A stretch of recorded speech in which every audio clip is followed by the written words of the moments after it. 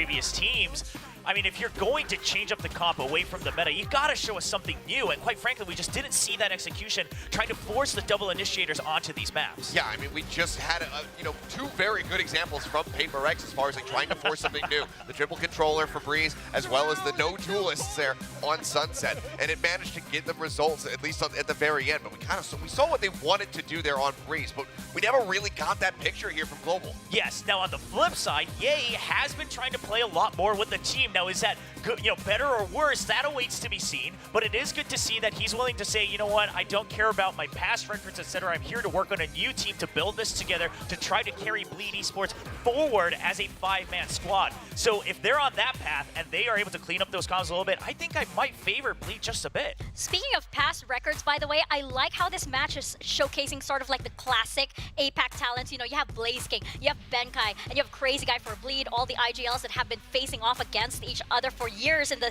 Southeast Asian scene, and they'll know each other very well, right? Even Egoist, who was formerly from X10 and SMG, but most especially for Blaze King, because this defeat versus this Bleed roster, if you remember, this was the semifinals of VCT Ascension, so right. I think that must be very fresh in his head still. Oh, I mean, I'm sure it is, and I'm sure that that vengeance would taste mighty sweet if he can find it here today. But, I mean, this is going to be a bit of a nail-biter, I think. I mean, we saw kind of the frame, the outward frame for Global Esports, but there was nothing colored in. There was nothing built up around it for what they saw. Hasn't been enough for them to come back in here today and be able to show us what the game plan actually is. Another thing that I'm going to have my eyes on as we continue to talk about Ye, if he is going to be playing that primary duelist role today, is going to be him versus Polvi, because Polvi still did look very, very strong. Even if the game plan wasn't fully there for Global Esports, we still did see strong individual performances from him. Yes, but I hate to harp on this too much, but even Global Esports is kind of trying to double down on this and say, no, firepower is not the problem. We have it in spades throughout the roster, not just in our duelists, which is why they trust Polvi to just entry, but the kills weren't quite there. Now, the same could be said for Bleed Esports. It's quite one-sided. Sure. And I would say this isn't just the number of kills, but the manner in which Scary gets them. So many clutch moments that comes out from him, whether it's him alone or just 2 members left on Bleed Esports, he's the one that they rely on to close out these rounds. And for Bleed, if they want to get a match win, if they want to get the 2 wins in a best of 3, you gotta have the other people start to pull their weight. I mean, this is exactly why you had this player as such a high-profile person coming into Pacific, right? Because everybody knew that he probably could have gotten on any team in Pacific at this point, but for some reason, he decided to go to Tier 2. He wanted to work his way up there, and he decided to go with Bleed Esports, and now he's here making his mark indeed. But as you mentioned, Achilles, they're gonna go up against Polvi, and Lightning Fast is here. We can see him pulling his weight as well. Yeah, I mean, and this was a good showing because, ahead of going into that matchup with Global versus Zeta, we were saying, okay, Lightning Fast, this is the guy that they believed in the most. He was the only one being held over from the previous roster where he was a substitute, and he, alongside Polvi, was able to put up strong performances. But it was the more known factors for the squad in Blaze King, Russ, and Benkai that have had performances at international levels before that we didn't see really being there alongside the rest of them. Yeah, especially Blaze King, right? He was, in fact, almost the reason that old Boom Esports squad could nearly take down Bleed in the semifinals of Ascension late last year. So curious to see if he's able to carry that form back together. But Lightning Fast, good showing from him. A lot of people question, is he going to be the weakest link? Obviously, not as much experience on the bigger stages, but he comes in and says, this is why I was hungry for that starting spot on this roster of Global Esports. He is definitely carrying his weight. And now if they can come together as one, I mean, overall, the spread, you can see they are working as a team. That's the big question for Global Esports, especially since, you have these different personalities from all over. And it seems like, in theory, sure, it would be nice to exchange information to build this super roster that has, influences from all over. But is it working? We're seeing not quite yet, Achilles. Yeah, and I mean, obviously, given the losses with the power rankings for both these players, they're not going to be super stellar. Yeah. I mean, there was still some decent moments from Ye when he was bringing out that Neon for the very first time. But as we shifted over into the second map, Lotus, we were hoping and anticipating maybe he's going to go back to the chamber where we saw from Execute. Maybe it's going to be that heads up. But we actually got to see him on Sky for the first time. And clearly, especially with the nerfs recently coming into Sky, it's going to take a while longer for him to be able to play that at, the top level. Yeah, I'm curious if these stats for Ye, I gotta imagine maybe we're only comparing the ones where he's playing the duelist, but even then you see some stark differences in how they're contributing to the team, right? Ye clearly still known for that aim, still just being good for that first kill, that one kill when he goes into that duel. Whereas Polvi, he's putting a lot of damage into the rounds, he's getting the first kills, and he's trying to open and create space for the team. Whether that translates to his KDA overall or not, he said in the interview himself he doesn't care as long as it leads to a round win. Yeah, and I feel like for global esports, it's like, sure, again, in theory, it should work, but I guess as up against Bleed Esports, I'm not that confident that they should be thinking that way. Well, especially when there's someone like Scary on the other side. When there's something like Scary on the other side, you know, and there's somebody like Egoist on the other side as well. You know, the roles I feel like are a bit more clear-cut on the side of Bleed. They're far more comfortable working as a team, whereas global esports, they still have quite the journey to go through. Yeah, they very much do. So this is going to be, you know, again, a bit of a nail biter for both of the teams. I do kind of, you know, favor Bleed a little bit more here, but global esports, they have a lot to prove and a lot of motivation behind them. Yeah, and I'm also curious, of course, we'll get to it in a little bit, but of course the map ban picks as well. Both of them played all different maps in those best of threes that they played. Both of them ended in those 0-2, so I wonder if they kind of target those weaknesses or if they're still going to stick to their own ban pick system. Well, it would be great if we could hear from somebody from inside the team, so it's perfect that we are going to throw it on stage for our coach's interview with Kyungmin.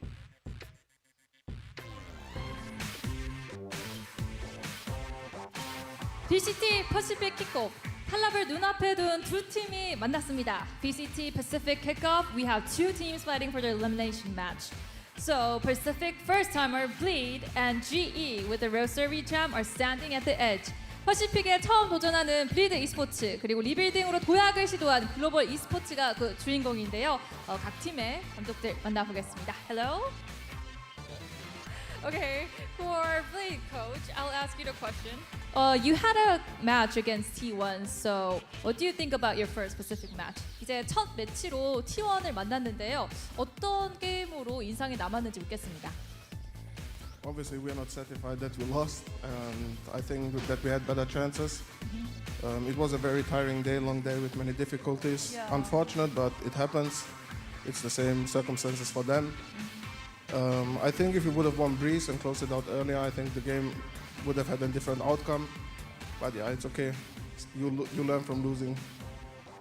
조금 안타까운 결과였습니다. 좀 오랜 시간 기다리느라 지치기도 했고 많이 아쉬운 마음이지만 특히 맵 브리즈에서 조금 더 그런 면이 컸는데 그때 좀 더 잘했으면 어땠을까 하는 마음이 있는데요. 오늘은 좀 남다른 각오로 임해보겠다고 합니다. So about the match, did you see one with G and Zeta's fight? Yeah, I've watched the game obviously. I think it was a nice game. Maybe the scoreline was different that it should have been, I think. GE lost a few unfortunate rounds in my opinion. But yeah, I think Zeta is overall maybe the individually stronger team. Whereas GE I think have maybe more experience, so it could have gone both ways.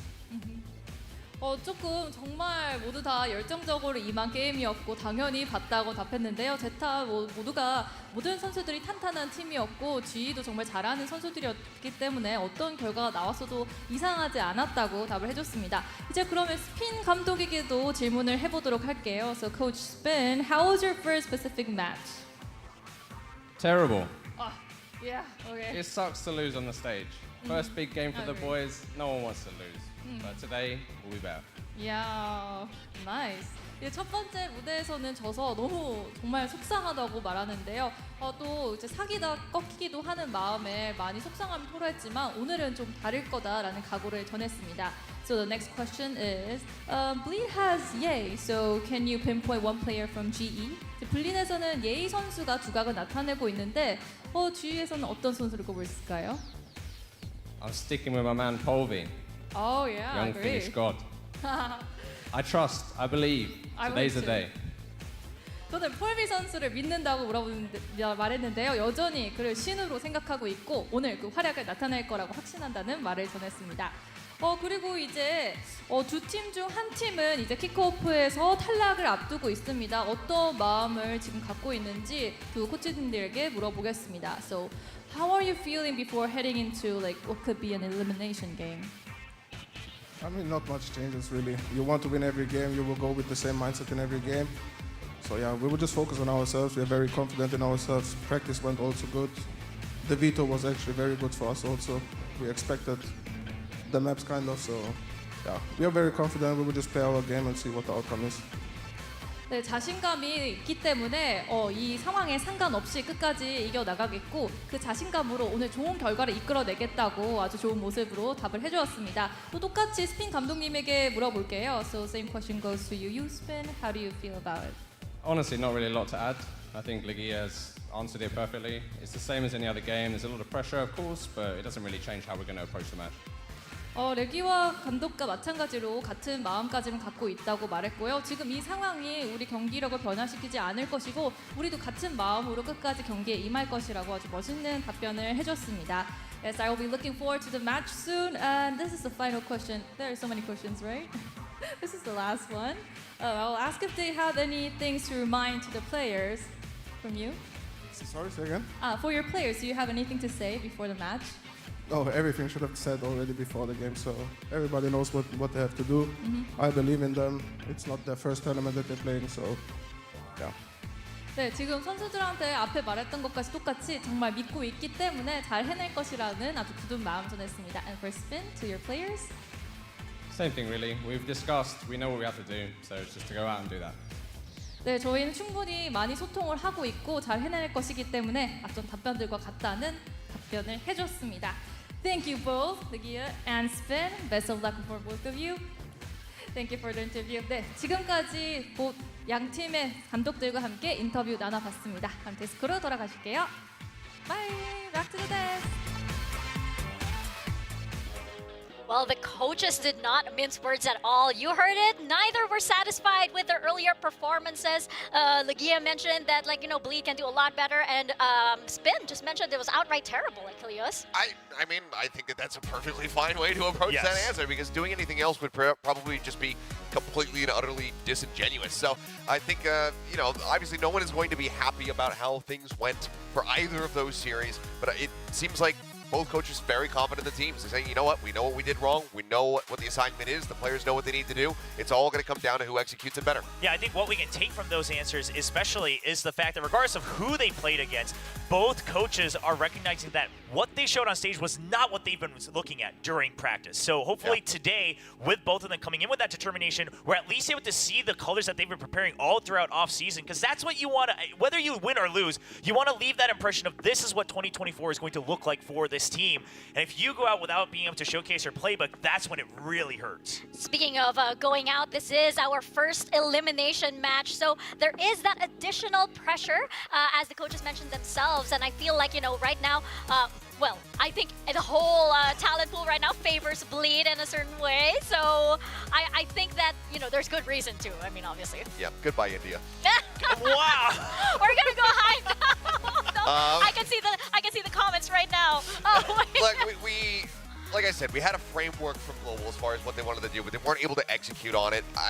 They had to play yesterday. This is a really short turnaround period for them, and I think we just saw more from Bleed in general that just gives me more confidence for them to be able to take this one down. And I think that's why also Coach Spin was saying that it felt terrible. I think that's why it was more outspoken, because the way in which GE lost to Zeta, you could tell that they just couldn't showcase anything that they had really planned. Whereas Bleed, we saw some rounds and some methods where they could even take some of the maps. I mean, Legia talked about it. If they had taken the breeze before it went into overtime, maybe they're able to carry that momentum forward. And they feel like maybe they lost a little bit because of that first set, and they're like, okay, now we've lost steam. So, I mean, you look at all of that, you look at the individual performances as well, and then you count just this wild card factor, like Scary, like Ye, these players who have throughout their entire careers been known to flip an entire match on its head.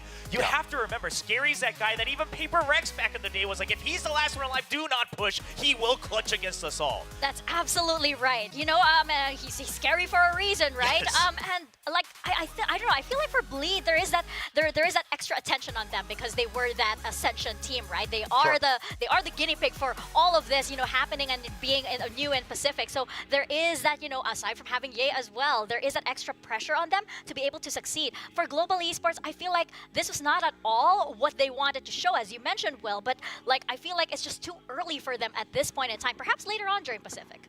We'll have to wait and see, but I mean, it's multifaceted pressure, for both of these teams. For Bleed, it is because that Ascension expansion squad. They drop their opening series. They have these hype signings in the offseason and whatnot that everyone expects to just be dominant from the outset. And then for the other side, it's global. You've been in this league. You have players that are veterans that have been over at international competition.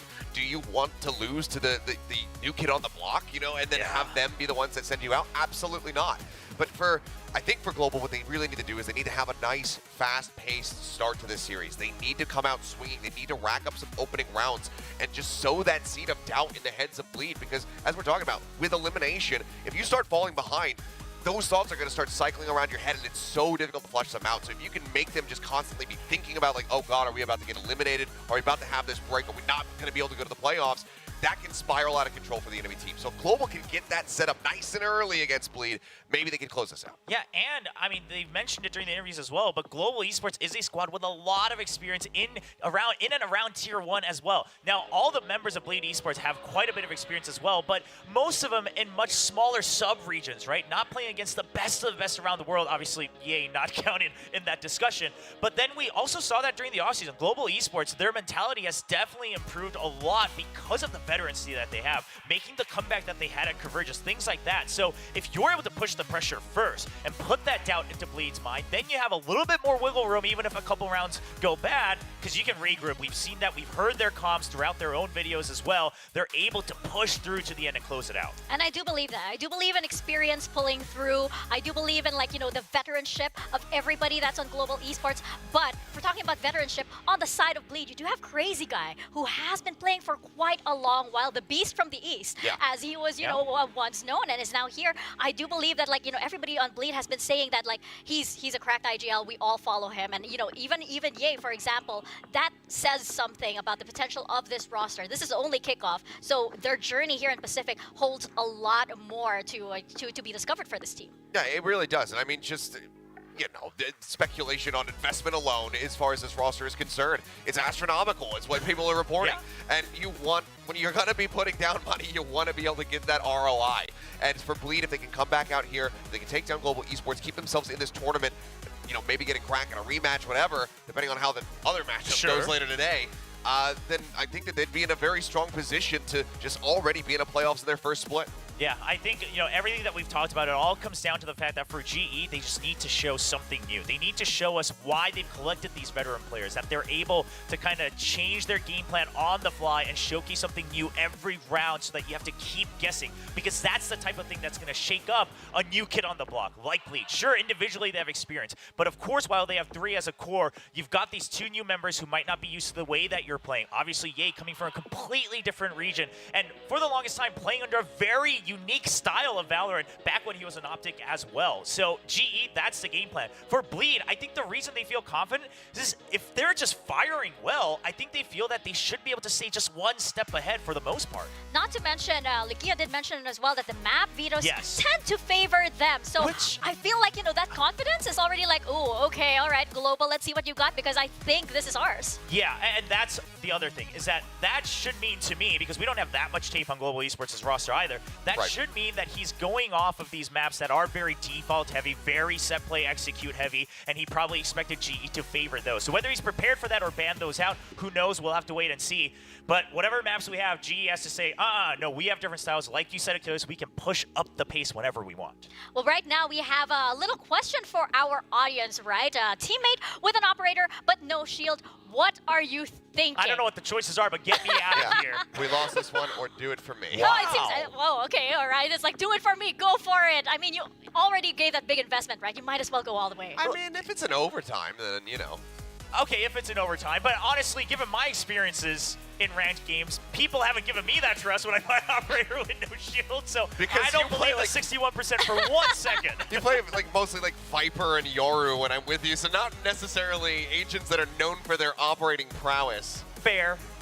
I will yield to that because I cannot deny my match I kind of history. see where the audience is coming from, though. It's like, you know, you invested so much, you go big or you go home, right? So it's like, you might as well have, you know, just like saved. Okay, sure, if it's a rifle, if it's a vandal, I'm sure safe. Yeah. But if it's an operator, you go all in. I think this just basically means that the majority of the audience, if they're playing with somebody like that, they have faith in them. And I don't have that much faith when I'm playing online, especially like even if it's with my friends, I don't have that much. I mean, we don't have trust in each other when this happens. So. That's very true. I But don't yeah, know. if it's with randoms, then I'm on the we lost this one side of that one. Yeah, so yeah. We need a little bit more context You make it here, 40% right? and 60%. Right? Who are you playing with in this teammate? But I don't know. It seems like fun. I do believe in that. If you got an operator, just go for it. But I think that, you know, if you're going to pose this question to like Bleed or to Global, for example. Well, okay. If it's Bleed, absolutely, because it's most likely Yay picking that I up say with do no it for me. shit. Like, yeah, would say do it.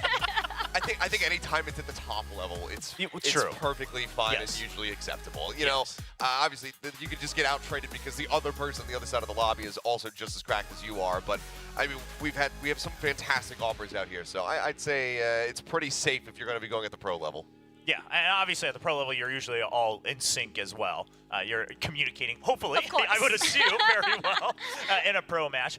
But yeah, I mean, listen, if they already bought it, full send it. Why Yeah. not? Why not put your faith in Why them? not? Okay, I'm now converted onto that field. I mean, it's like my teammate is Yay, so it's like, yeah, sure. We should Go let ahead the and do viewers, it, right? should let the viewers at home know in case they don't, like you can refund weapons. You can Yeah. you can backpedal off of your poor decisions. There is that option, yes.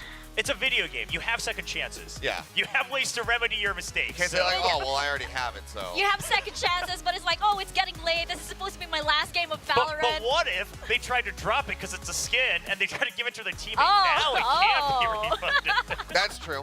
And Gotta watch out for those skins. if you are one of those people who asks for skins and refuse to play around without it, I Yeah. hate you. Yeah, well, Stop doing that. Your behavior is so incorrect. I can tell you right now, one of them is on the casting desk.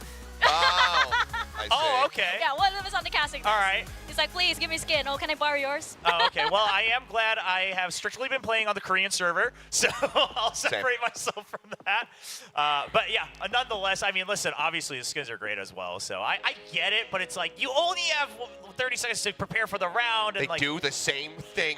It's No, a it- cosmetic. It doesn't make the gun shoot better. It doesn't make your It aim does. better. It does. It has no impact does. on it The whatsoever. sound helps don't me. know. The sound helps me, okay? Yeah, I'm on the audio pack as well. It's not the visuals. It's just sometimes, just like the way my own gun shoots seems to give me the supernatural power where it makes the bullets magnetic, you know? I'm just saying. No, Faker it- doesn't need skins. You don't need skins. End of discussion. The man's the GOAT. If he doesn't need his skin, then no one needs skins. You should still buy Yo, them, though. wait, hey, he might have skins in Valorant. That's the thing. He Just might don't have ask skins your in teammates Valorant. for it. Oh man, yeah. The other thing is like you said, I usually play things that like require a lot of setup, right? Like I'm playing the Vipers, Cyphers, and Euros. So please don't ask me for skins because I just don't have time for that. I have to run from one side Exactly, to the other. exactly, You know? exactly. Give Yeah, it up thank you. here. We're Yeah, set- yeah, we're- there we're you go. too busy. We We're gotta too play busy, for wins. okay? We gotta play for wins. Okay, I'm setting up my swamp grenades. I'm setting up my turret. Please leave me alone, okay? But of course, you know, we have the elimination match. Once again, putting my head back into it before I think about my ranked games and everything that is disastrous. We are going to be seeing Bleed and Global Esports. And I think that here, you know, for example, we're looking at very individual plays here. We're looking at Yay, we're looking at Polvi, we're looking at Scary, for example, to pull a lot of clutches for this round, especially since, again, that additional pressure for this first elimination match of the year. Yeah, but that's not. We are looking at those things, but that's not what I want to be looking at, especially when it comes down to global. I want to be looking at that team collectively. I want to see them operating as a unit, because that's something that was lacking, frankly, from both teams in that matchup. Zeta, you know, Zeta, it wasn't like they had amazing teamwork either. They just had some really good clutches and, you know, got themselves bailed out. It was better overall. So I want to see Global be coming into here and having a nice, concise, synergized game plan. Because if they don't have that, then even if they win this match, they're not going to stick around for much longer. Yeah, and of course, in that matchup against Zeta, it's also because Zeta has that storyline of these rookies coming in, right? And they performed well, so that was kind of exciting to watch from a roster reshuffle. But Global Esports, they're mostly all veterans. I mean, even Polvi, he's been playing in that Challengers League for some time, so they need to come up and say, we've had the experience way back when, we're now here to prove that. Yeah, and that's exactly what they will be proving as we step into the second series of the day, right? Bleed Esports versus Global Esports. Can that veteranship on the side of Global Esports stand up next to this Ascension alumni over here? And especially since Bleed Esports, as we know, they do have a lot of hype on them. They do have a lot of excitement on them. Global Esports, though, steady and stable.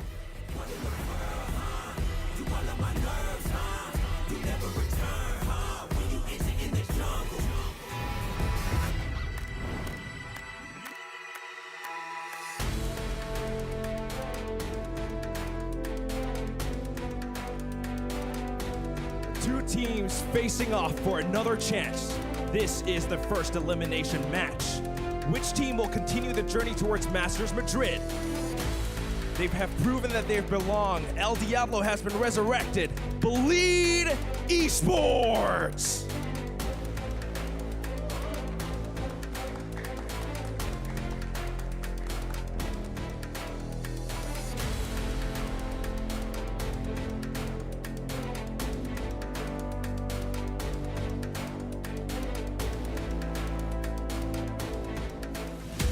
It's been just a taste of the Pacific.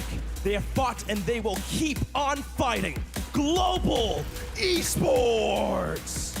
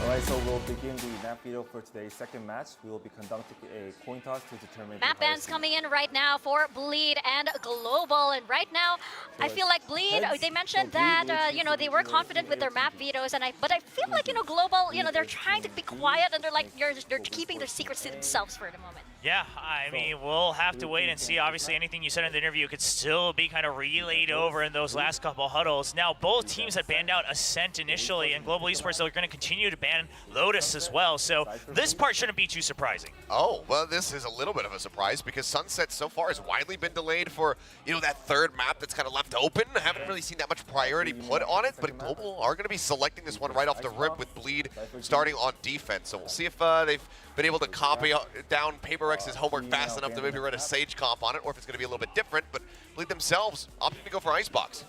I like that we're seeing these kinds of maps. I like that we're seeing a lot of Breeze, a lot of Sunsets, and a lot of Iceboxes here. Yeah, and then the big question on Icebox, of course, once again, is that another map where Chamber can continue to see a lot of usage. Curious to see if Bleed's going to pull that one out. I mean, surely we saw the weaknesses from Global Esports' composition in that last match, so I think Bleed definitely studied that tape. So far, we've only got Xcurid on the Chamber, right? Yeah, I believe so. Yeah. So we're gonna see if that is gonna pop up indeed, and we're going into Split as our decider map. Does this indeed favor Bleed Esports? It's hard to say without seeing a little bit more. I mean, for the they have to try to go through this Sunset first, so we'll see how they're going to be faring there. But it seems like they think that Icebox performance that Global had versus Zeta wasn't the strongest, and that they can continue to really outdo them on that map. So I think that's probably why we're seeing that opted for as that map too. Yeah, and the other thing is with that Sunset, I mean, obviously Global Esports, they left it open last time too. Now they selected to attack first if it had come to that. Bleed's still going to take the defense, but I was going to say they probably still expect the get-go. They played it during the offseason. Global Esports was playing the get-go on bind as well, so there is definitely a bit of a read here from Bleed. Ooh, and we have Ye over on the Viper this time around. So it seems as though, like, you know, he is flexing. He's probably saving that, you know, chamber pick for maybe a little later. Yeah, I mean, maybe. But the other thing is it's a very defensive composition. You've got the Cypher and the Viper and the Omen. Yeah, I mean, very defensive on the side of Global. They are, you know, bringing that Gecko into the fold, so it's not going to be the KO here for Russ, which I think actually this would have been the one map that they're playing where the KO could have had the most value. But they also don't have that settle. They don't have that Cypher to really try and disrupt the potential flanks that can be coming through. So it's, again, Global straying away from something that's a little bit more common, but this time, can they execute on it? Yeah, I feel like, you know, if they're going to play it this way, then they have to do something similar to Paper Rex where they just go in full force, right? Never mind the backline. If you just keep on going forward, you don't have a backline to worry about. But this doesn't seem like the composition to do it. Yeah, not the composition, nor the players to do it as well. And I gotta imagine they're gonna go similar to how they played it at, you know, Convergence, where they're going to take space by space and then go for an execute. But now you've got all this defense set up, plus Crazy Guy with those timed recons that could really ruin the execute. Well, we're gonna find out indeed who pulls through. It's gonna be Bleed Esports versus Global Esports as we step into Sunset. We're gonna toss it on over to your casters, Quack and Asarai. Thank you so much for that one, Desk, and we are here. Elimination. Global Esports versus Bleed. Both of them really struggled in the previous series that they have played, and there's still the talk of Polvi being amazing here for Global. He really needs to step up for Bleed as well. Durian and Ye, who really is going to be the front man for Bleed, we'll have to see as this series is about to start. I mean, it's going to be a tough one to say the least, right, Asarai? Ye is just straight up flexing for Bleed, and I don't know if that's where his talents will shine the most, but I guess we shall see, because he has shown that he can perform. His fundamentals are just that strong. Meanwhile, for Global Esports, Polvi just starts things off. Yeah, that door closes, but the opportunity for Polvi does not. It's going to give a lot of control right now for Global, as they can choose whether they want to keep pressing their advantage on mid, or just hunker all the way back onto that A site, even though all the traps for Egoist is positioned there. GE still have the numbers advantage, as well as, of course, Russ with the wingman to trigger a couple of those and allow them to clear things up even easier. Yeah, you can definitely feel the loss of Scary right now. You've got those traps, sure, Crazy Guy might be able to rotate over, but they need more reinforcements, and right now, just without the information towards B, it's always a little bit scary, and that's why they're leaving Darian still around Market. But as Global starts to move closer, Elbow, they might just be able to break things open. Egoist has that camera open 24/7 here. Nade's being thrown out already.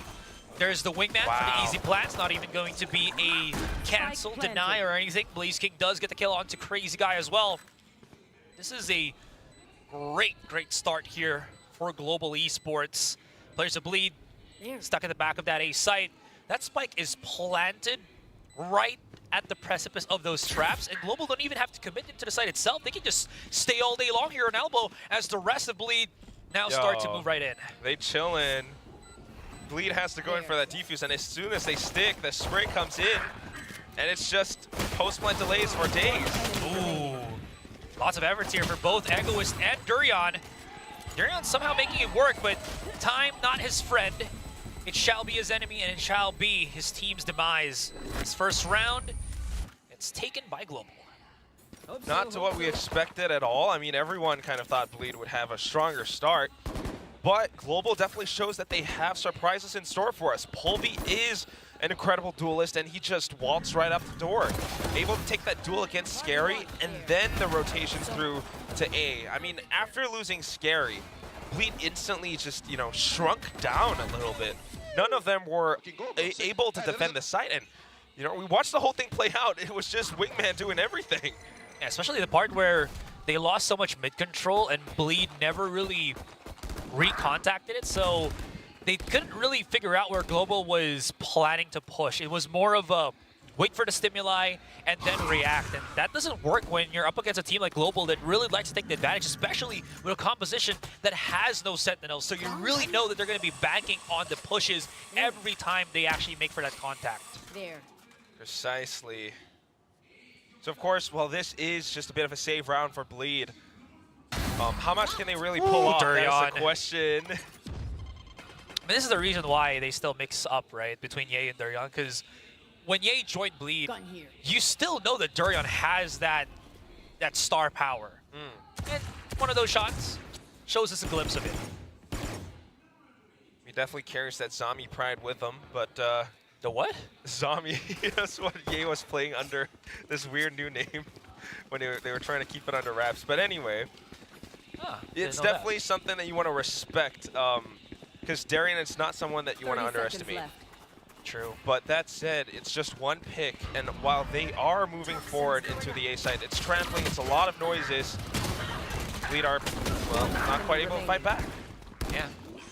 Again, it's just Global Esports turning into this balled fist that will just punch their way into the site. Egoist, he's got a lot of utility to work with here, even the safety to pick up that Spectre as well. 2 versus 1. He's unaware that the players of Global have just, doubled up here on Elbow, as we can see. So he'll just take his sweet time. I don't know if him cooking like this is going to allow him to win the round, but maybe make it expensive is the way to go. Fortunately, Blaze King, a bit too quick, a bit too, a step forward, step earlier. That's going to be 2 rounds right now for Global. It does feel like a little bit expensive enough for the time being, as Russ and Pulvy might have to go for, slightly smaller weapons for this round, small arms. But Bleed, on the other hand, are starting to get a good idea for this Global Esports playstyle, right? I mean, they've tried to make a bit of noise towards B or mid, and then just, when they have more space, rush over towards A. That's why in this round, we've seen that Viper's toxic screen from Ye being relegated towards A instead. Pulvy's in trouble. Can he get out of harm's way, though? He's alone on an island. He's already brought out his classic because he was just losing so much ammunition as well as HP as he pushes through. He wanted to get that pinch so that his teammates could push over to B main, and when that fails, Global Esports now left scratching their heads, hoping that maybe their other lurker, Benkai, is going to find some contact and success here on top mid. Okay, that's a little bit wishful thinking, Just shots up over the stairs. Oh, no way he survives. He didn't. I mean, no shot connected from Russ, but that mosh pit was enough. And he's got Thrasher available now, but, still a lot of players to work through. I think I could jump over this, but Scary's prepared to hear the shot. They're here to jump and punish the transition. There it is. Last player standing. And there it is. Again, it's just Bleed adapting to these changes. I mean, the calling on this side from Crazy Guy, as soon as they feel a bit of pressure towards A, they start to change things up. Global hasn't quite, put one step ahead of that. So they instantly knew how to feel ready for however Pulvy might push, and that's what we saw exactly towards Market. Again, leaving Pulvy to push by himself, I kind of get is what he does best, right? But in Sunset, where there's so many angles, there's so many traps that can really thwart that kind of approach, he needs some backup from his teammates, right? Anyways, Russ, IGL, down in the dumps for the moment. That's going to be Bleed with a point on the board. Thank you. So 1-2 right now. The adaptation's coming in. Bears in mind, wondering how Global Esports might change things up. Like you mentioned before, leaving Pulvy to push on his own, that might be what he's good at. But at the same time, what works well against a team like Bleed is strength in numbers, because Bleed often plays with such strong teamwork, having that coaching and that leadership from Legia. This is what they are known to do. Yeah. 100% agree. It feels like Bleed, is so fluid with how they move that it feels like they're never really stopped at one point, right? Like when you pick up one player from them, they always have this backup plan that they start unraveling. In any case, Global Esports, they mix things up though. They put Pulvy by himself on B main, while the rest of his teammates start moving up onto mid here, which could actually be pretty good because there's no traps right now. Durian might be a few seconds late. He's now here to receive some contact, but that smoke separates the rest of them. Polvi spots out Crazy Guy. Cannot finalize the kill, though. So that might be an opportunity missed to actually get the numbers in the favor of Global. Yeah, did pull a little bit of attention away, but unfortunately at this moment not quite enough. 50 seconds left, so they still have some options, but the Thrasher being spent now is just a bit of info. If anything, a bit of a tell for Bleed to actually reinforce the A site. Darian is here with a showstopper available. 30 seconds. He's getting mighty close to first contact right now, and he's not going to be unaware of Blaze King. That might be a big mishap in Bleed's decision-making. And immediately, Global Esports, you see them opening up the site. That's what they were looking for. All down to Egoist. Global's calls pretty damn solid here, Quack. And again, like I mentioned, Egoist just forced to save the weapon for the moment. Yeah, I wouldn't be surprised if Legia starts to call timeout pretty soon.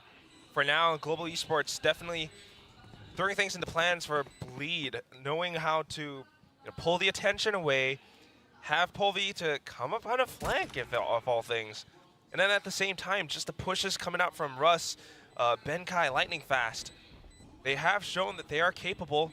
And with the way that they're taking this A site again and again, Bleed struggling to adapt. Egoist, he hasn't really, felt all too much currently. Yeah. I guess this is the polar opposite of what you can do in Sunset, right? Rather than relying on your duelist to enter the site for you, you can slow push it because of the corners, because the corners are made to be able to be pushed slowly like this. 30 seconds. Granted, of course, there are some over pushes that we've seen here for Bleed, but Global Esports, they've been pretty, let's go. What's the word here? They've been pretty slow and methodical at being able to slowly get control of the sites that they're taking. They're not just rambunctiously pushing up into A and haphazardly taking it. They're making sure that every single corner is scrubbed clean and easy for their take. Yeah, for real, that's exactly what Bleed does. Both teams really taking things slow and steady for now. In contrast to the game that we just saw on the same map. But that's also because this is an elimination match. The tension, the stress is felt. Nightfall executes coming through. If Darian doesn't get any HP deduction from that Nightfall, yeah, they can't push. Because they already know he's there. He has a double satchel and the showstopper. So unless they wait for this, unless they want to push into the site with a smoke that blots out their vision, this is going to be a big risk for Global here. But they have time right now. Yeah, it's interesting. Just a Nightfall, put Polvi up in this position. Meanwhile, Russ calls for the rotations back over onto A site. They did this in the previous round. Let's see if Bleed can get a good read on it. You've got Ye, who's kind of defending A with his life. You got Scary watching mid and able to rotate back, pivot towards A link. But whether or not it's going to be enough, it's the other thing. Oh, it might just be a retake game for Bleed at this point. There's a tripwire there as well in Link. If anybody pushes that, should be an easy kill here for Scary. Ye is by himself. He's already activated both of his snake bites right now, so he can't really push up without any smoke coverage, so he has to back away and just wait for his teammate to go with him. Now, it's going to be a straight-up firefight here at the back of the site, and it hasn't really panned out well for Bleed, excuse me. Now, Global is going to be left, Bleed is going to be left with Scary and Egoist. Scary is already at the site, but can't really push. Egoist now, it looks like they want to fight for this. They're not going to save at all. They don't want to risk any more of the rounds. Paranoia activated here. Maybe try to brute force their way against a team that knows, is the definite meaning of brute force. And that's going to be Global with 4 rounds in this first game. Yeah, not quite able to do all too much. You could see that that was clearly Bleed's game plan. You mentioned that tripwire, Asarai. Scary did get the 1 frag onto Polvi, but that was it. They wanted to make use of that numbers advantage to come in with the retakes with Trey's and also Darian's showstopper. But as soon as they planted their foot onto A alley, you got this firefight from Global Esports, who knew exactly how to block them off to prevent that retake from even happening. Very nice anticipated play coming out from Global Esports. Absolutely. And Bleed here. I did mention how very free-flowing they are and how quickly it seems like they have layers upon layers of plans, but it's definitely not now. We're not feeling scary anymore as that Clutch King. Oh, that haunt is absolutely phenomenal from Blaze King. Exposes the entirety of that A site, makes it easy for Polvi to find the first pick. His teammates gets another, and you already know it's a secured A site. Firepower is definitely in the hands of Global here. The only thing I'm looking at that could give a chance for Bleed is if Global oversteps their bounds, but even then, they have so much firepower to work with here. Global Esports very much in the driver's seat right now. Almost makes you question if Bleed looks really uncomfortable on Sunset. I mean, clearly they have the composition for it, and in this round, at the very least, it is, you know, just an eco. But Global are decisively breaking into sites. Blaze King at the end, too. Through the wall as well. No windows, only the wall. Very impressive stuff. Now Polvi has the showstopper, too. And it's scary to think that this is turning into what looks like a one-sided first map. You're talking about how it looks like Bleed just looks absolutely out of their element, and it goes to show. And I don't think we've seen any kind of timeouts here from Legia. I think this has been an issue with the Bleed in the past when they start to lose, you know, contact or any kind of info on the map. Start doing this, but anyways, Polvi rips one out. Is he gonna find Egoist? That's gonna be huge. If he does, Egoist survives. No way, it clips the stairs here, Quack. And that allows him to break through the traps right there. Like Fast can't get in quick enough, and this leaves Rush, the IGL, once again by himself in a position where he might as well just fall down, which he does. And Global Esports gets obliterated here by Bleed. Might have been a bit of a, I don't know, man, a misplay from the Rocket, or just unlucky, but whatever it is, it favors Egoist so darn much. I mean, this guy who, you know, used to play on SMG, now back onto this team, showing exactly what he's capable of. This is why they put him on that Sentinel role, because he can anchor. He creates those tempo plays by himself. And one mistake from an opponent definitely unravels the rest of that offense.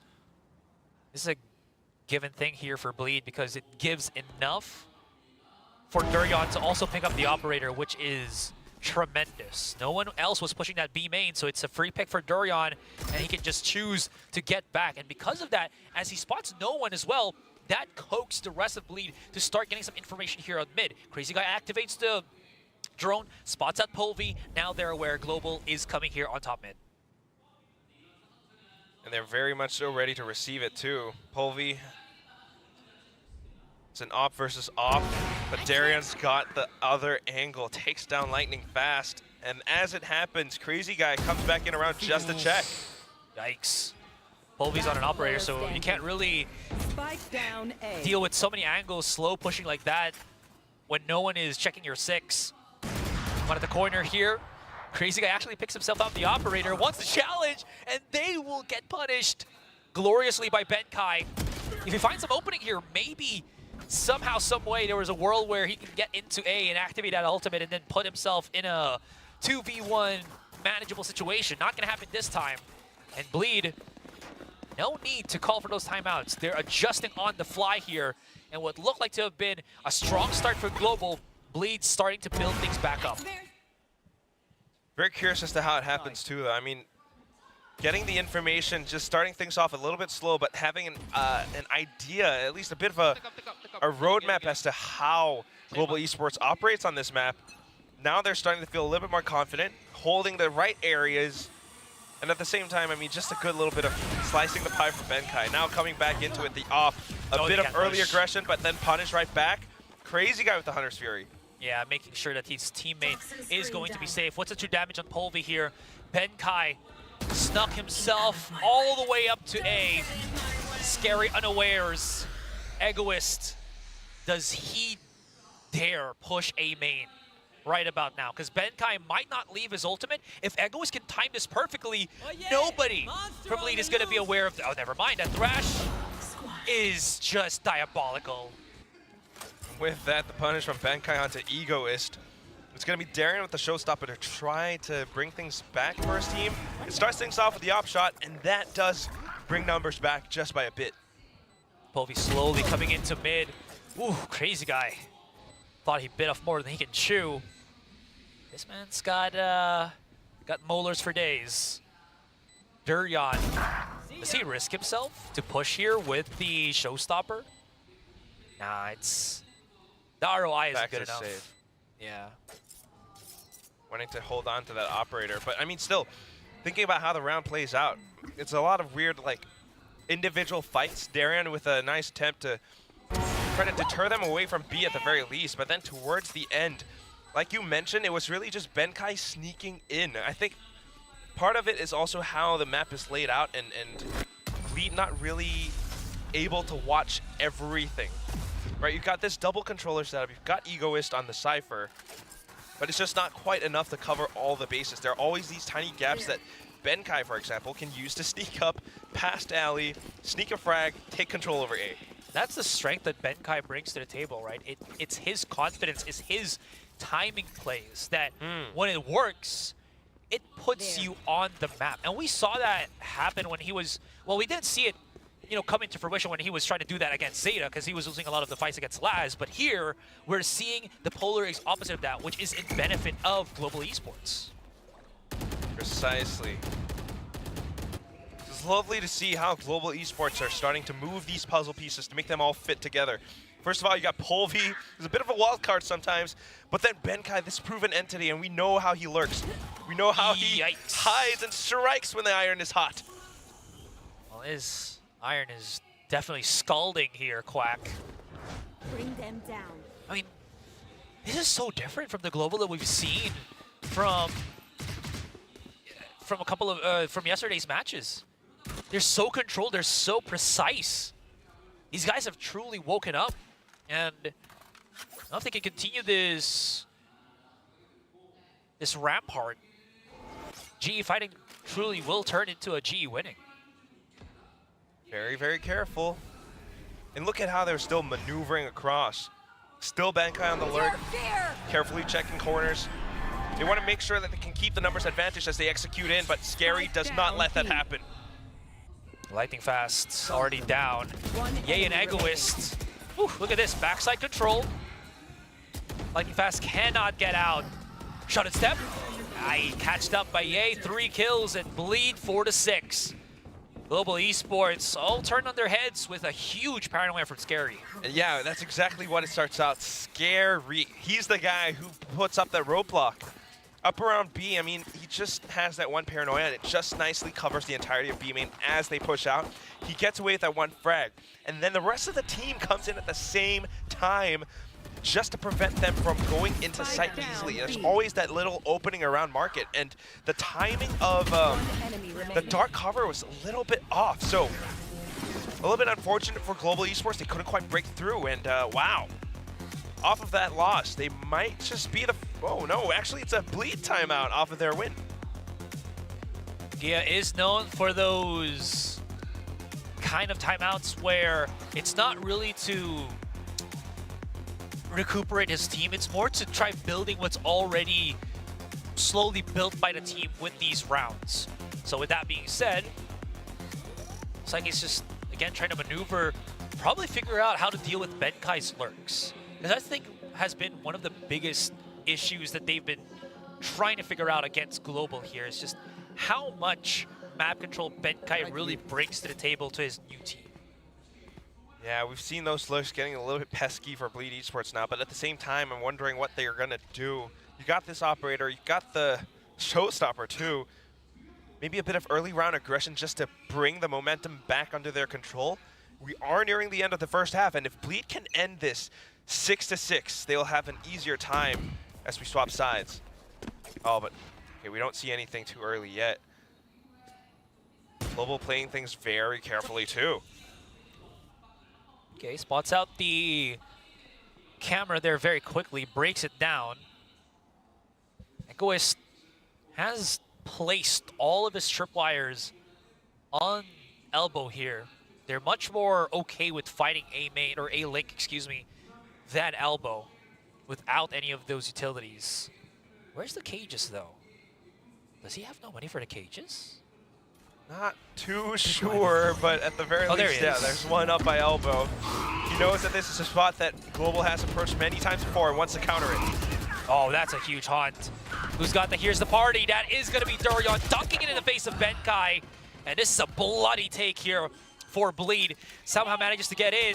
Durian throws out the nade. Can he find one? Lightning fast with the late lurk and the counter late lurk from Ye. It's 1-1, 2 versus 2. Retake will have to be done here by Bleed. But Global Esports, they've doubled up. They got a solid positioning right now. And Durian still holding this operator. We'll have to wait for Ye to double up with him. But Ye just runs into the side and, well, trips up face first into the embracing hands of Polvi and teammate. Happens twice now with Durian and GE really commanding the rounds here when they get those setups. Especially when they get those setups. 1 second and you spot out like a foot and an arm and you're like, okay, there's more than one person here. I could have fired off a shot, but it's definitely not going to be enough to win out the round. So it's a little bit odd for Ye to swing out like that. I don't know if it's like a little bit of miscommunication, but at the very least, you can say with absolute certainty, Global Esports are fighting. I love how you just said that. GE fighting. As of course the fans have been clamoring every single time. We've seen it on social media. Always giving their beloved team that support. Holby's the one right now with the showstopper. How does the not connect on Ye? On the corner. Doesn't matter. Still gets the kill. Man is on a tear here. Global Esports want to make a statement to end this first half if they can. Still have to be very careful as they know that Bleed still has working pieces. They've only found Ye. They haven't gotten Durian yet, who has been such a thorn with this operator. They're making a lot of noise here on mid side right now, Quack, but they're coming back to A, where Durian seems to be prepared, but is he truly? Yeah, I don't know how he can escape with this one. Oh my goodness! He doesn't need to escape, man. He only needs to thrive, and he gets the collateral.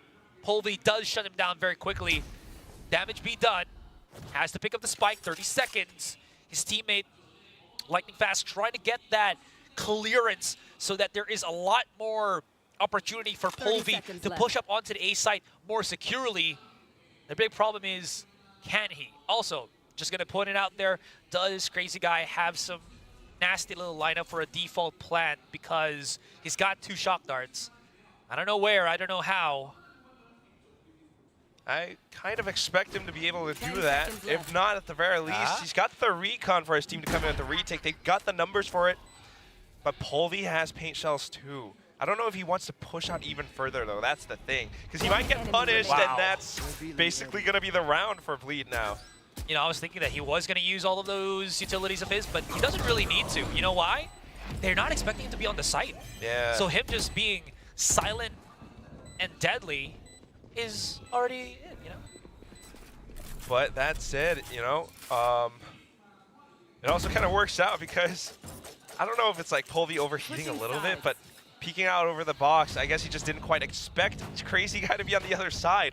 Yeah. So we do end the first half, you know, not with a 6-6, but a 5-7, which again still isn't the worst thing in the world. That say, we shall see if this iteration of Bleed can bring them back with a pistol round. This is Global Esports' map pick after all, and they might actually have an easier time on the defense. True, and this is the first time we're also seeing Global play this Sunset map, if I am not mistaken. So there's still so many unknown factors of how they've been truly controlling this. And of course, another one of those things is you will not really have any Sentinel, I believe, coming into that second half. So the Viper. I mean, we're talking about how the Viper could play as a Sentinel, but doesn't truly play as a Sentinel, right? So they have to learn how to play with that. And Very curious to see how they will. Yeah, that's the thing, right? You know, we were talking about it. You don't have quite the traps to really watch your backs or control the map, so it's a little bit iffy sometimes. But, you know, on a map as big as Sunset, does feel like it could be, you know, just enough. At the same time, because you're playing on defense, you just need to delay, really. And as long as Benkai stays hidden well enough, you know, you throw out those utilities, the snake bites, hold off for as much as possible, anchor down the sides, he should be good to go. But then again, comes down to map control and Bleed, the way that they move together on this map, they move as a unit. A crazy guy, committing all of his money for utility. What a total team player. My eyes are down. Okay, so it goes on mid. He wants to check if anybody pushes up on triple with that recon dart, but doesn't find anything. So the rest of Bleed now push up onto A side. Polvi, he almost got decapitated there by Egoist, but decides otherwise. Here comes Benkai. Here's the footsteps, backs away. Bleed, they've been sought after, they've been found out, and Polvi here pulverizes Egoist. That's gonna leave Bleed trapped on A main. If Polvi decides to actually push the tempo right now, and Bleed, they're taking fights that they can't win. We're not done just yet, hold on. Benkai's around the corner here, spotted out by Durion, so maybe this is the fight that Bleed are finally looking for. But there is still so much to unravel from Global Esports. So Bleed decides otherwise to go around. I think they're hoping to maybe find Polvi somewhere lurking, but as we can see, he's somewhere there on top of A link. So they're not going to find anything. But if they go to B, this is where they can find themselves a chance. But with market door being closed, they're going to burn a bit of time waiting, checking, and then in a couple of seconds they have to rush. Either way, Global Esports holds the advantage, right? And that's the most interesting thing, at least for this round. Although it's a full new squad, they carry on the same statistics from last year in VCT Pacific, having one of the most highest number of first round wins as Blaze King taps them all down with a Ghost. That's a huge, huge upset there for Global. 5-8. Bleed also known to make those aggressive force buys, so we're going to see that from Bleed here. And of course, the best weapon against that, which I think Polvi might pick up. Ah, there it is. Outlaw. Just a bit of a weird thing, you know. Global Esports hasn't really called any timeouts yet. Bleed maybe called one after a round win. And the way that they're pushing up so slowly, when you got players like Blaze King, Polvi on the other side, the slight micro timings with the way that they peek out all of a sudden, sometimes Bleed just doesn't quite expect it. So it's a bit of revenge for Blaze King as well, right? Because this, you know, was him playing on Boom Esports versus Bleed at Ascension last year. Now finding his win with a new team, new roster on Global Esports. You're absolutely right. It means, and here's the thing, Bleed also coming off of that high with the pickup on Ye, but it feels like Ye is so out of his element here, whether it's because he's on a new team or he's on a role that he's not really truly familiar with. You can see him struggling. We were showing that scoreboard. He's at the bottom for Bleed as of this point. So you do see the struggles that Bleed are having to face, and Global are just eating that up. Oh, this wall. If it drops, Lightning Fast got a chance. Blaze King first on contact, has a seize, locks them up into the prison. If he pushes out, well, he doesn't need to because Lightning Fast is right there with him. That's going to be a quick cleanup here for Global, and they are terrifying on this control. It's not fast, but it's a slow burn here, and it is scorching Bleed little by little. That goes dead. I don't know what Bleed needs, but they've got to kind of like cauterize the wound or something, right? Because right now, as it goes on, you're starting to lose out in terms of rounds. They get the buy back up in full this time, but the momentum definitely on the side of Global Esports. They're toying with them so much, controlling around the map. And again, you got Polvi on this Outlaw, and the amount of damage that they could potentially put out is deadly. However, in this round, it is a Bleed with full armor, full utility. Let's see what they can do. And again, it's one of those games where it doesn't feel like there's anything explosive that's happening, but it is by design. Global Esports are playing at such a pace that I feel like Bleed can't really read them in this situation, even if Bleed has that capability to be able to do so. Yeah, I know it's kind of like feels really slow at times, but then there are these tiny little moments where Global Esports just accelerates just by a little bit. Yeah. And right now, towards market, you've got a little bit of vision from Russ as well. They might have heard something towards B main, but that's about it. So the rotation's coming over. They don't see anything. He spot him. Might be lightning fast, yeah, getting the call over. The toxic screen at the very least is a tell. So now rotation's coming over. As long as Lightning Fast can do his job, you know, he still has that paranoia available. Blaze King as well with a haunt for info. Yeah. I was actually just about to point that out. How much statistic do we have on how effective Blaze King's haunts have been? Because it's been giving away so much positioning right now. Look at Durian just dodging into the site itself. Like Fast's not going to be able to escape that one. Explosion from Bleed is here. Oh, that is a huge mosh pit. That blinds everybody. Yay, just frantically spraying it down. Polvi picks himself up. A Spectre pushes up, but Scary's on top of that case, and that's going to be Bleed 6-9. What a very messy fight, but Bleed comes out on top, at least for now. Yeah, not being able to buy back up in full might hurt them a little. But you can see it's a slightly better take, a slightly better approach towards the site. You know, being able to pull the attention back and forth.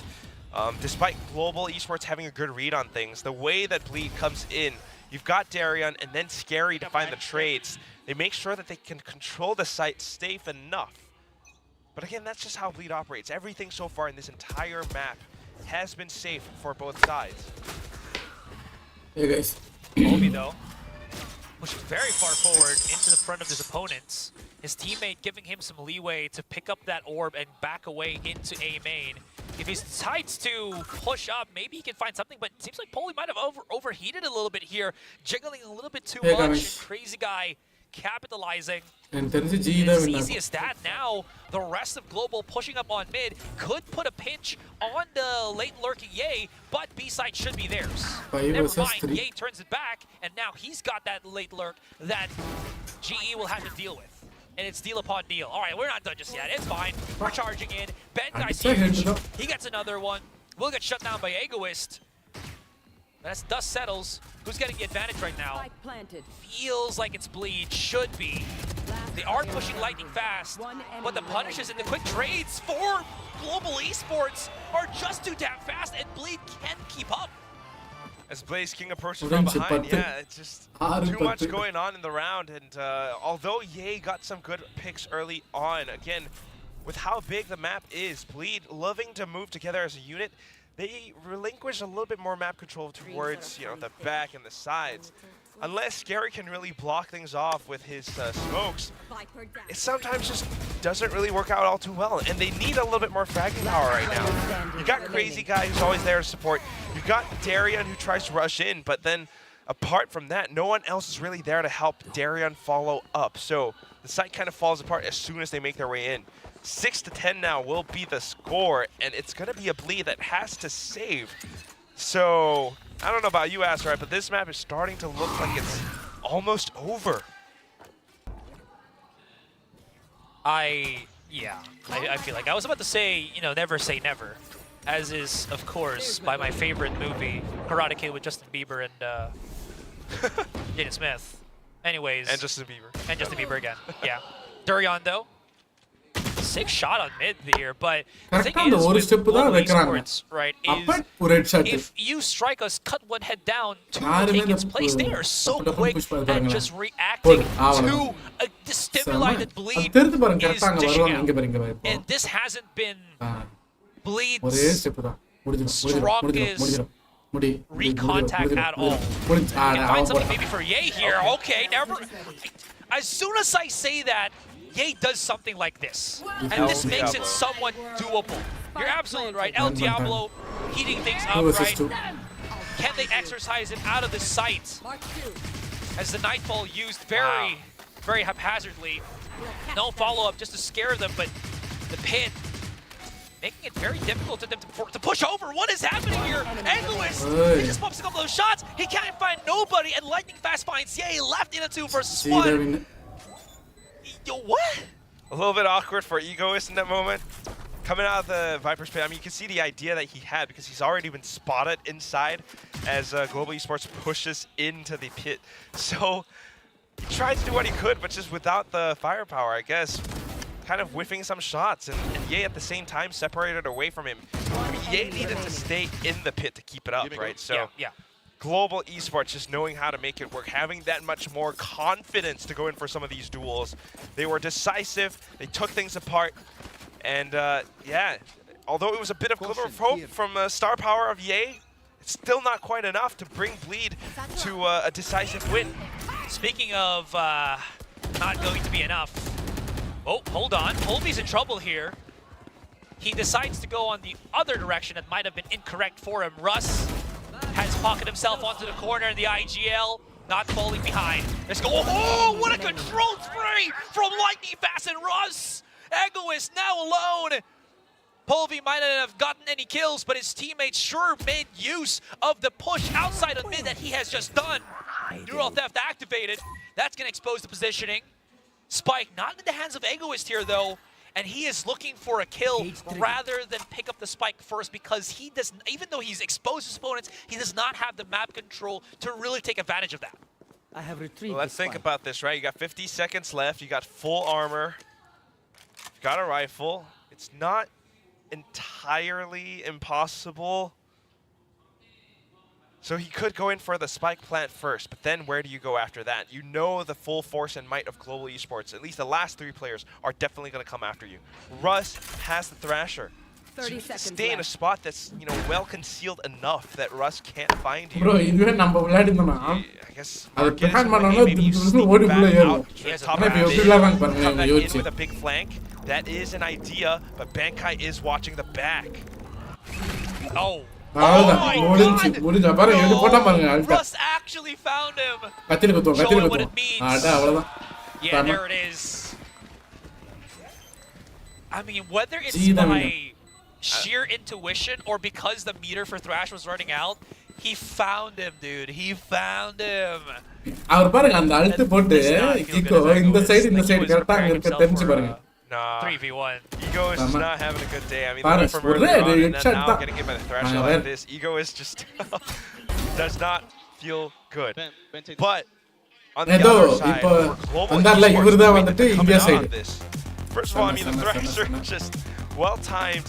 The way that they're moving together, you've got Bankai watching the back. Every base is covered. This is the Global Esports that, you know, knows exactly சில பேர் how எல்லாம் to வந்துட்டு operate, how to கீபோர்ட கோணே வச்சிட்டு இருக்காங்க. This is what they wanted to show us on that first day as well, on their debut match as well, with this brandishing new roster. There we go. I think like the most monitor கிட்ட உட்கார்ந்துட்டு இருக்காங்க பாருங்க. or at least in that round, you know, Polvi always like kind of wild sometimes. This Finnish duelist rushes out, dies on his own, he gets information. Apart from that, Russ and Lightning Fast getting those sprays, that was something else. That truly brought the round back for them. And this is what I've been telling the desk as well when I was with him, as you know, a day ago or so, is Lightning Fast has been not put in a position where he can really shine. And now, with, I mean, him still being on the controller, sure, but he's now put into situations where he can be put into spots where he can actually try to do something else for his team. And he's been sick at it. I mean, he's 9-10-3, but those are impact frags he's been doing. Oh wow, and completely forgot too, Blaze King actually leading the kill feed because he's picking up a lot of pistol kills and some nice cleanups as well. Now back into it, last ditch effort from Bleed. It's going to be a bit of a contact play towards BB. Just running it down. I mean, everybody from Bleed was shot by the paranoia of Lightning Fast. Lightning Fast, though, holding inside his own smoke. That's about to dissipate pretty soon here as he pushes out and covers the entirety of the Bleed conspiracy on B main. Double satchel from Turion. Man is clean. Benkai's by his lonesome, and that's going to be a quick, clean round for Bleed here. Not the end of the world just yet. They got 5 rounds. If they can survive it, they can push it to overtime. But of course, GE always fighting. Always, always. But of course, think about how that round turns out. I mean, it started from a timeout. Perhaps Legia just kind of anticipated such a push, and having the players positioned right outside B main enabled them to go for such a fight. A little bit odd for Global Esports, you know, the last final rounds to really go in for a play such as that. But whatever it is, it puts Bleed out on top. And resets their economy too. Durian, they're committing their ultimates here, Quack. Very much so everything. I mean, sure. You know, if you can secure the rounds, might as well. Polvi, is he gonna stab him? No, oh, okay, he still gets it. I'm losing my mind, ladies and gentlemen. I'm so sorry. I thought, crazy guy just at the nick of time, right? And then Polvi just panics a little bit, brings out the classic, hits the alternate fire. Tap burst. Sure, let's go with that. What is happening? The timings have been so wacky this round, but somehow, someway, Bleed clears it up. Yeah, very wacky all across the board. But again, it starts off with Darian and that commit with a showstopper into elbow. It kind of throws things in for a bit of a loop, and then maybe, you know, some positioning coming through with Polvi trying to sneak up behind. But nonetheless, once Bleed gains control over site, you know, I mean, once they know exactly what's about to happen, they're able to kind of come in and put themselves in a position to shoot things down and, you know, maybe kind of keeping spirits up. Still got 4 more rounds to go, but you are very much in the game. You got Polvi on an op now, though, and I want to see what the idea is behind this. It is to get kills with the sniper. That is the idea. But the idea will not be turned into their reality.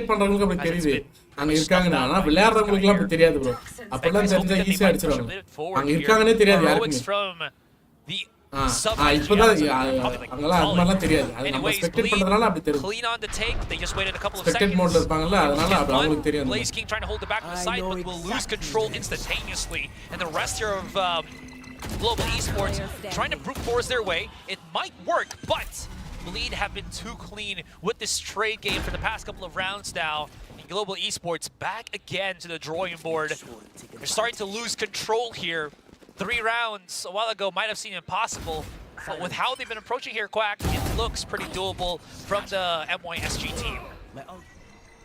Yeah, I mean, the reads are starting to feel a little bit off from both sides. Bleed starting things out not too great, but then now starting to get an idea for how Global Esports wants to play. I mean, going for that aggressive peek up on B, Polvi, that's what that op was for, but Bleed knew exactly how to counter that, right? That's why they kind of played around a little bit more slowly. So getting these wins now, slowly coming back into the game once they get control of the sites, that's the name of the game. Global Esports calls the timeout. And again, they are sitting at map point as long as they kind of play it safe. You know, maybe they don't want to allow for Bleed to execute. But as long as they, you know, perhaps go in for a bit of a retake, all it takes is just 1 round to bring them over that finishing line.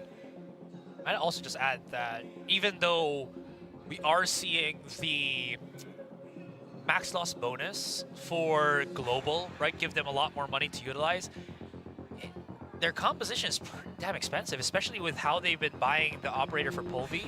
That's going to reset their economy somewhat here. In any case, though, I mean, just 1 wrong step for Bleed, and that's it for game 1. Polvi, is he going to double satchel once again? I want to see what he does on mid, though. Oh, okay, timer's still going. I thought it was like a tech pause. My brain's just slow.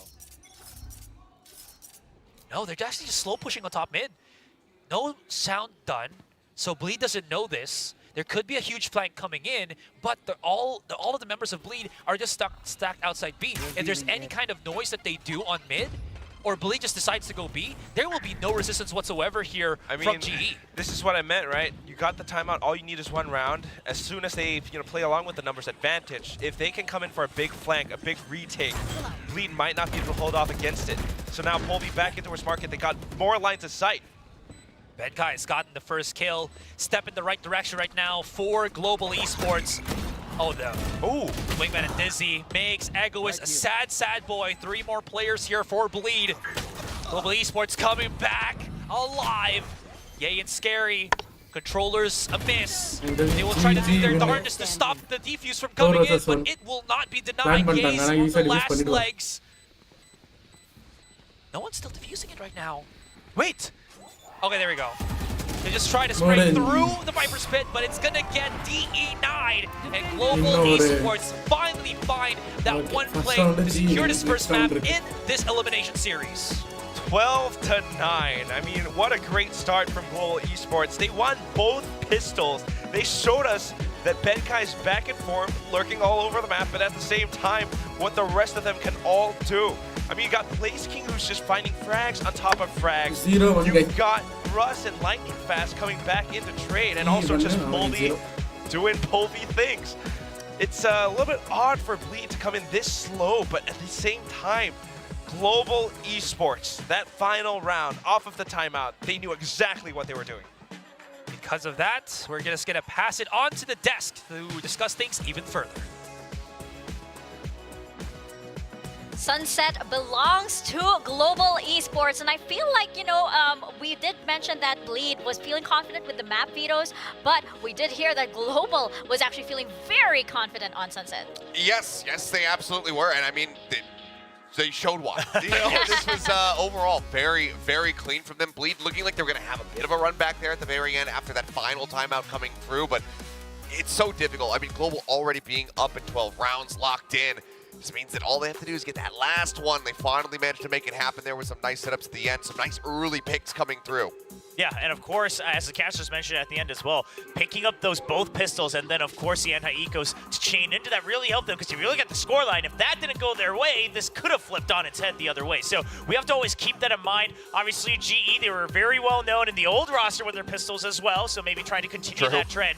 But the biggest thing is what we talked about before the game. Can they show us why they're picking these maps and compositions? And this time, we saw that chain of utility. I mean, even in that last round, just throwing everything they got to make sure Egos can't focus the same around the corner. Yeah, and that was brilliant as well, because, like, you know, you're distracting everybody so much and they're not exactly sure where to go, and suddenly they're lost, and once that hesitation kicks in, and then that's when they strike, right? But I do have to commend Blaze King. Had an amazing game. He was really carrying hard. He was really pushing it, not afraid to be aggressive even when it didn't call for it, actually. Yeah, and this was very much the Blaze King we were anticipating to see yesterday on their opening series. It was a bit of a rougher time for him, didn't have the impact that we were looking for, that we have come to expect from him in his past over on Boom, but this was very much prime Blaze King coming out the gate. Really great scoreline for him the whole way throughout. That presence was felt. He was getting those early picks as well, so even just getting involved as far as the first kills are concerned. But this is exactly what we wanted to see from GE, and exactly what we said they needed to do. Come out swinging, get that lead nice and early, and start to run away with it. Sow that seed of doubt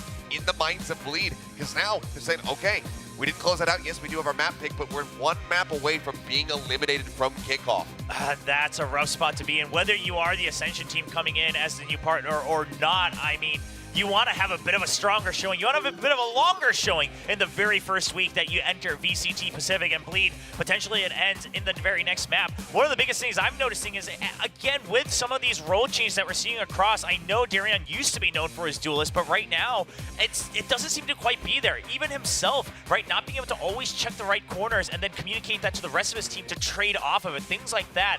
Things just seem not quite in step just yet for the Bleed Esports. So as we're going on to the next map, hopefully, because it's their pick, their composition, their set plays, their timings are a little bit more in tune. We are seeing the roster as well on the side of Bleed, you know, flex a little bit, and I'm not sure with a roster that's still, you know, sort of like gaining ground and still like kind of finding their bearings right now. I'm not sure if that's exactly the right choice to go with. I mean, right now we're not exactly seeing, you know, it paying off, right? No. Yeah. Yeah, this is it's a really rough look right now. So these constant flips around, the flexibility that they're trying to build up here on the side of Bleed, it's not finding the results that they want at the moment, and it really needs to. So I'm curious, with Icebox getting ready to come through, are they going to continue with this? Are we going to keep seeing Ye on some new things? Are we going to keep flipping these rolls around a little bit, or are they going to go for something a little bit different? Yeah, 24-11 KD for BlazKing. Like you said, Achilles, this is the type of player that we expect him to be, and that matters a lot because now that allows Polvi to really just be the entry, creating space. Whether he's always getting the kill or not, he still puts up quite a few to his name, but now he has that confidence to say, I know someone's got my back. I know someone who can trade. I know someone who can clutch, so I'm going to go in and really fulfill that role as the primary and, this time, the only duelist. BlazKing says, Ascension wasn't that long ago. I still remember everything you guys are doing. And even with Ye on their side, you know, right now as controller, I do have to say, he didn't look exactly as comfortable as I thought I would see him. And especially when you have Scary already locking that role, I'm not sure if, you know, you want to push somebody like Ye into that role, or force it, rather. Yeah, something that we're seeing from Ye is, okay, his just pure mechanics itself, we're seeing the same style that he had in terms of how he holds his angles and how he's aiming, and it still seems pretty crispy, but not quite, like you said, in those situations that he's used to, right? It's very different than when you're playing aggressively as a duelist or you're holding as a sentinel. You have to be a little bit more flexible and in some ways a little bit more crafty when you're playing these controllers, and we're not seeing that 100% yet for Ye. No, we're not, and I think it's just, you know, one of the cases where he needs more time on this, so you can't just really jump into this role that is fairly different from what you're used to playing. Yes, you know, lingering around, lurking. He's done plenty of that when it comes down to the chamber, but the Viper itself, very different as far as the util and what your capabilities are with that agent. So I think it's going to take some more time, but unfortunately, time is not something that Bleed have a lot of. Yeah. Well, I mean, they could soon. Well, they could have plenty of time. They don't have a lot of time here in Kickoff. Yeah, I'm just saying. But yeah, obviously you don't want the run to enter early just to buy time. You want to be able to extend it while you're on the stage. And BlazKing is here to say, no, that's not going to happen. This time I will be the one to try to eliminate you. And he's only one map away from doing so. That's right. But we are now going to head into Icebox. And that's going to be the pick of Bleed. And I'm thinking here we're going to be seeing a lot more confidence from Bleed. We might be seeing Ye on the role in the playstyle that we actually want to see him We're still waiting. We're still waiting. I know, exactly. We're still waiting. And I feel like, you know, a lot of fans are like, oh, we shouldn't have to wait this long for that. But maybe it's a card that they want to keep close to them at the moment. But right now for Kickoff, it's either they show that, it's either they play that, they go hard, or they go home. Yeah, and then on the other side, my eyes continue to be on BlazKing going on to that Icebox as well, because his showing in their last match was not good. I mean, the comfort level on that Silva did not seem to be there. The timings alongside Rust for the KO was not there, and that's a weakness that Bleed is definitely looking to exploit. Yeah, it absolutely is, but maybe they have something a little bit different getting ready to come out here. Icebox, fairly different map, and we can see different iteration. We can see different info gatherers coming out on this one. So, I mean, Silva is still going to be fairly common, but even the KO, I think, on this map would find a lot more advantages, a lot more information compared to where we saw them running it before. So if they do run that, I think that it's going to be better placed. But even then, I'm happy to see something a bit different. But for Bleed, I think it might be time. I think it might be time for Ye to play Jet. Bring it out. I'm ready to see him play Jet again. I think that would be good. If you're gonna go out, at least give the fans what they want to see, you know? Absolutely. I'm for it. I'm like, whoa, we shouldn't be waiting this long for this moment, right? Especially since, you know, Ye, of course, is one of the biggest pieces of news, roster changes that come out of Pacific. And I feel like right now, you know, they're still hiding that. But I feel like on the side of global esports, it's slowly coming into shape. We're seeing right now a lot of it is on the back of BlazKing's aggression, but we're seeing some of that strategy come in, some of that coordination come in, which I'm very happy to see. I'm very happy to be proven wrong, of course. Yeah, for sure. I mean, that's where we're always at, really. It's like, you know, we have our expectations, but if they are going to be subverted, then that's never really a bad thing. It just means that the team is playing better than we had anticipated. And the higher the ceiling is out here in Pacific, the better the games are for the viewers, for us as commentators, and just Valorant enjoyers in general. So if we're going to be surprised, that's always a positive. Yeah, absolutely. And again, things like how you chain that utility and what value you're getting out of it. Global Esports, I mean, they talked about it a little bit themselves, but everyone agreed when you saw that roster, that's what it was built for. To show us these neat little tricks and how you're gaining advantage bit by bit across the map. So I'd love to see that upgrade and change here on Icebox. Going back into the previous map, right, as you mentioned, the chain of utility from Global Esports, but I do have to say, you know, on the side of Bleed, you did have those stellar moments from Darion.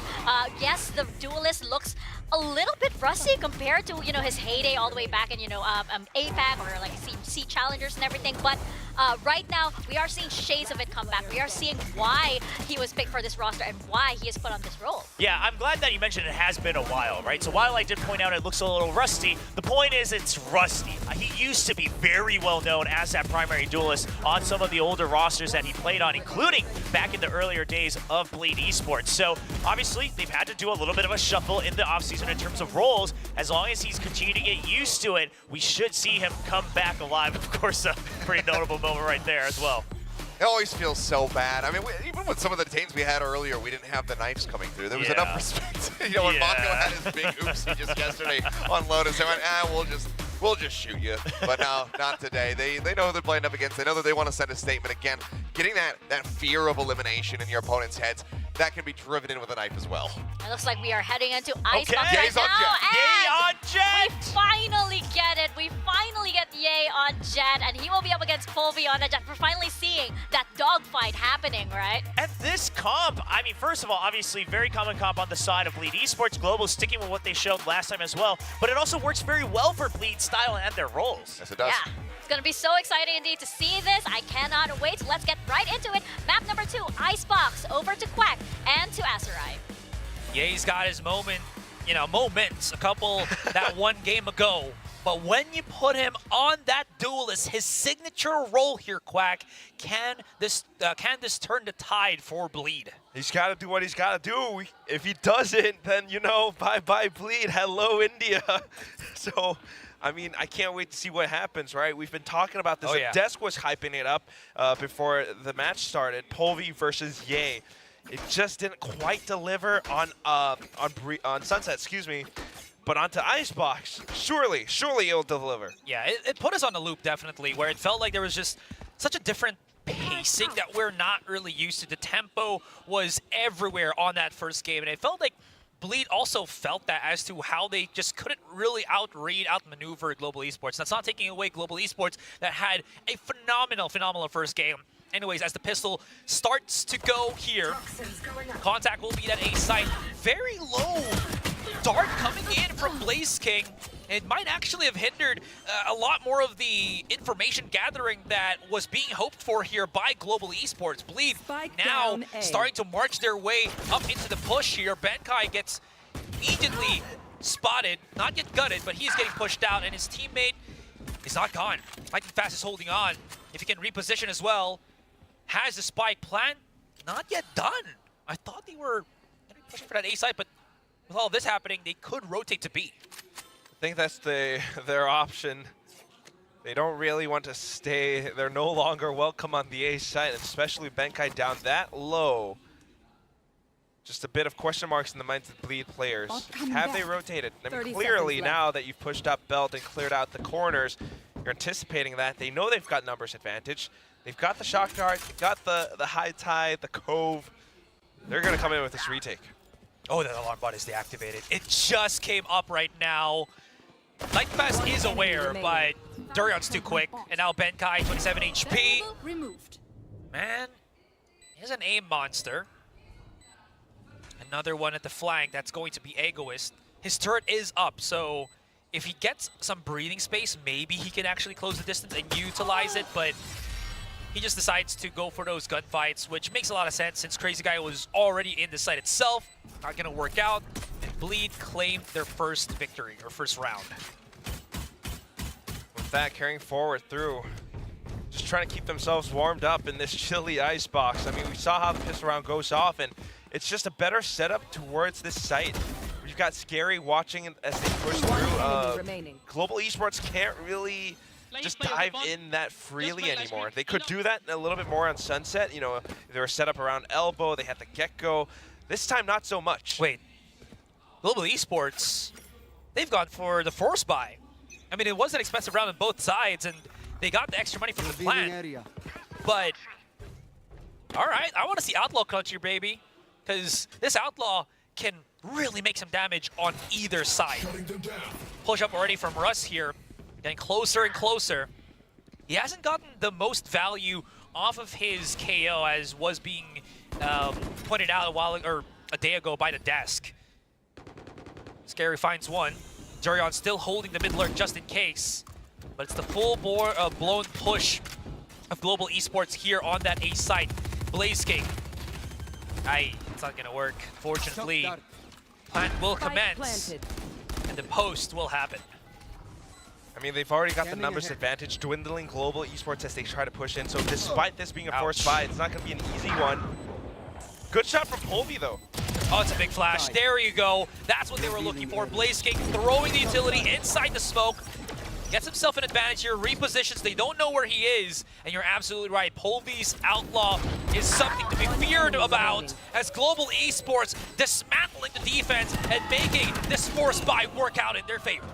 Wow, what a way to bring things back. Global Esports just coming in. First of all, you have the Outlaw. Second of all, like the flashback that you just mentioned, Asterai. Bleed doesn't really know how to play against this. I mean, we did see Global Esports playing this, you know, just a few days ago. But I don't know. It feels almost as if it's not enough game tape for Legia to study up just yet. I mean, this retake completely throwing Bleed Esports for a bit of a loop. You know what? It makes a lot of sense too for some force buys to contain or to have the Outlaw. Because if you think about it, it works on both ways. Even if you win the pistol round, right?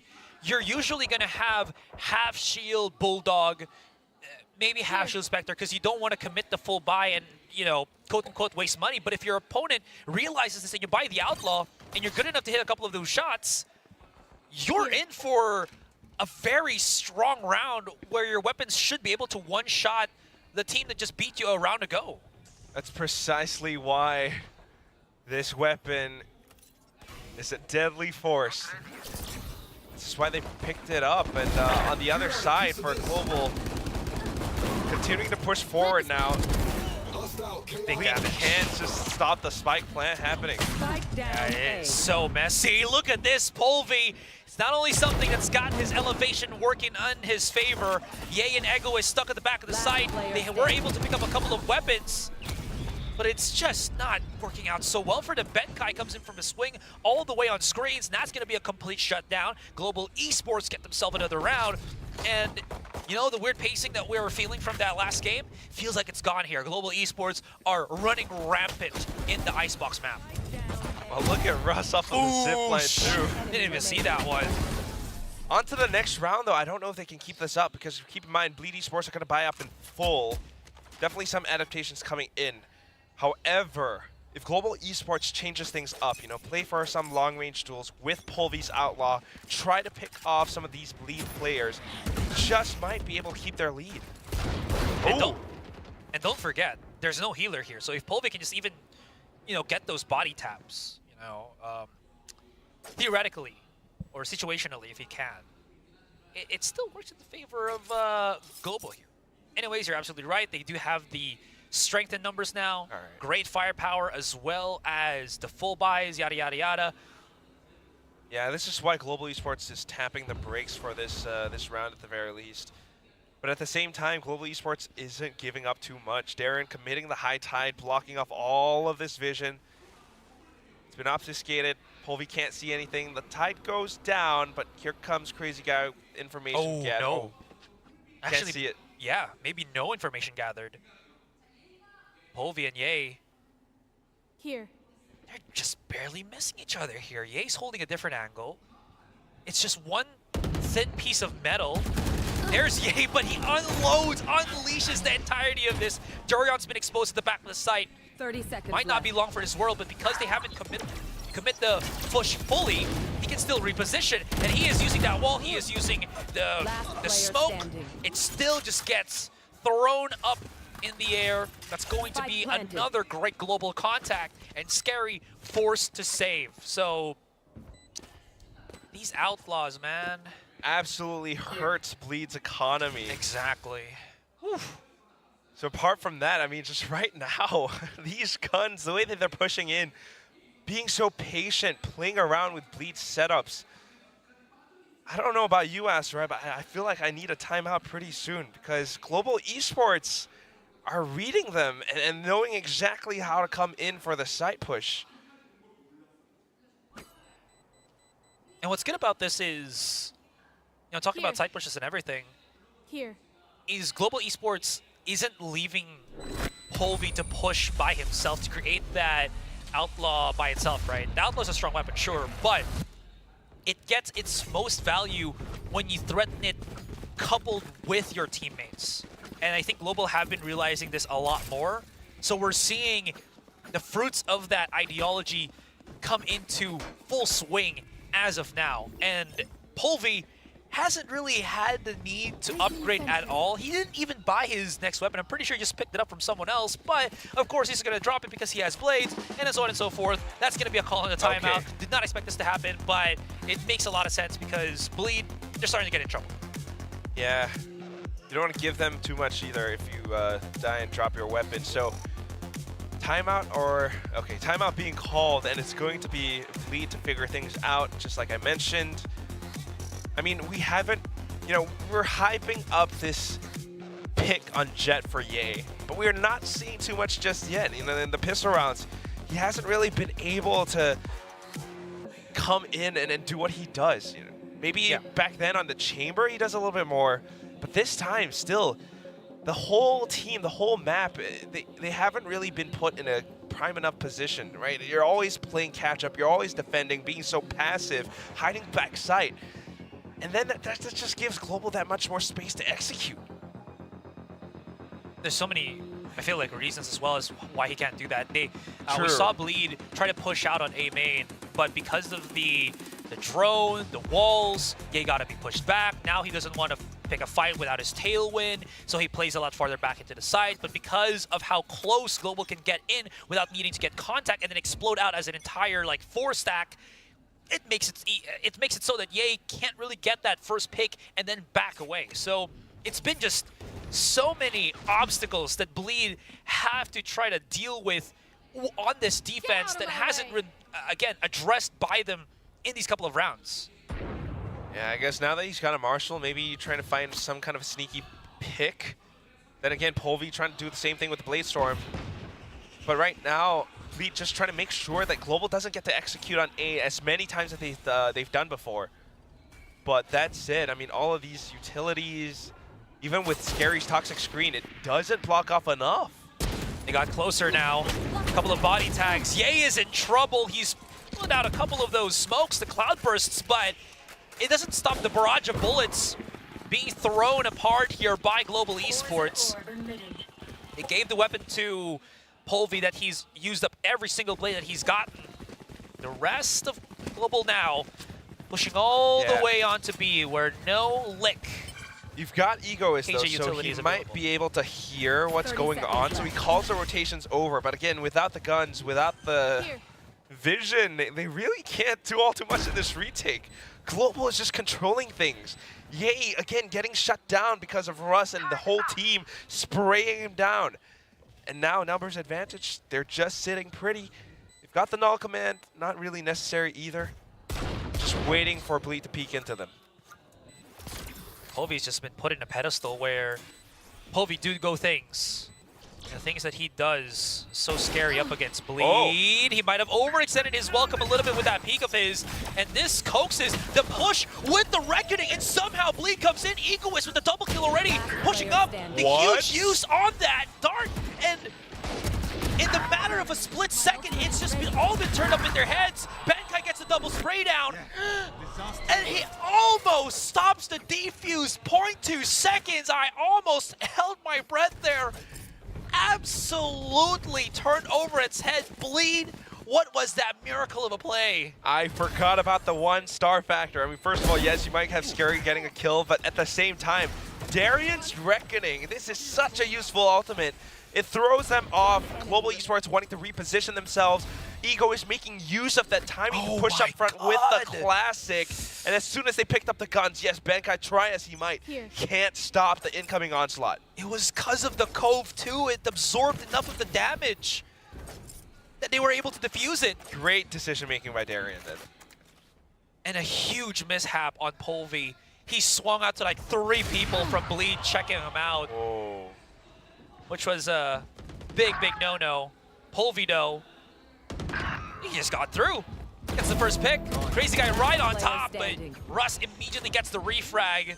Dust settles, so that's going to weird. be Scary alone. Man has been the clutch meister when Bleed was playing in Ascension Pacific. But a Pacific League, at least for this particular game, hasn't had the chance to do so. He was clutching quite a bit against T1 as well, but man, right now, it's 4 targets on a map like Icebox with the spike planted. I don't know how you can clutch this round out.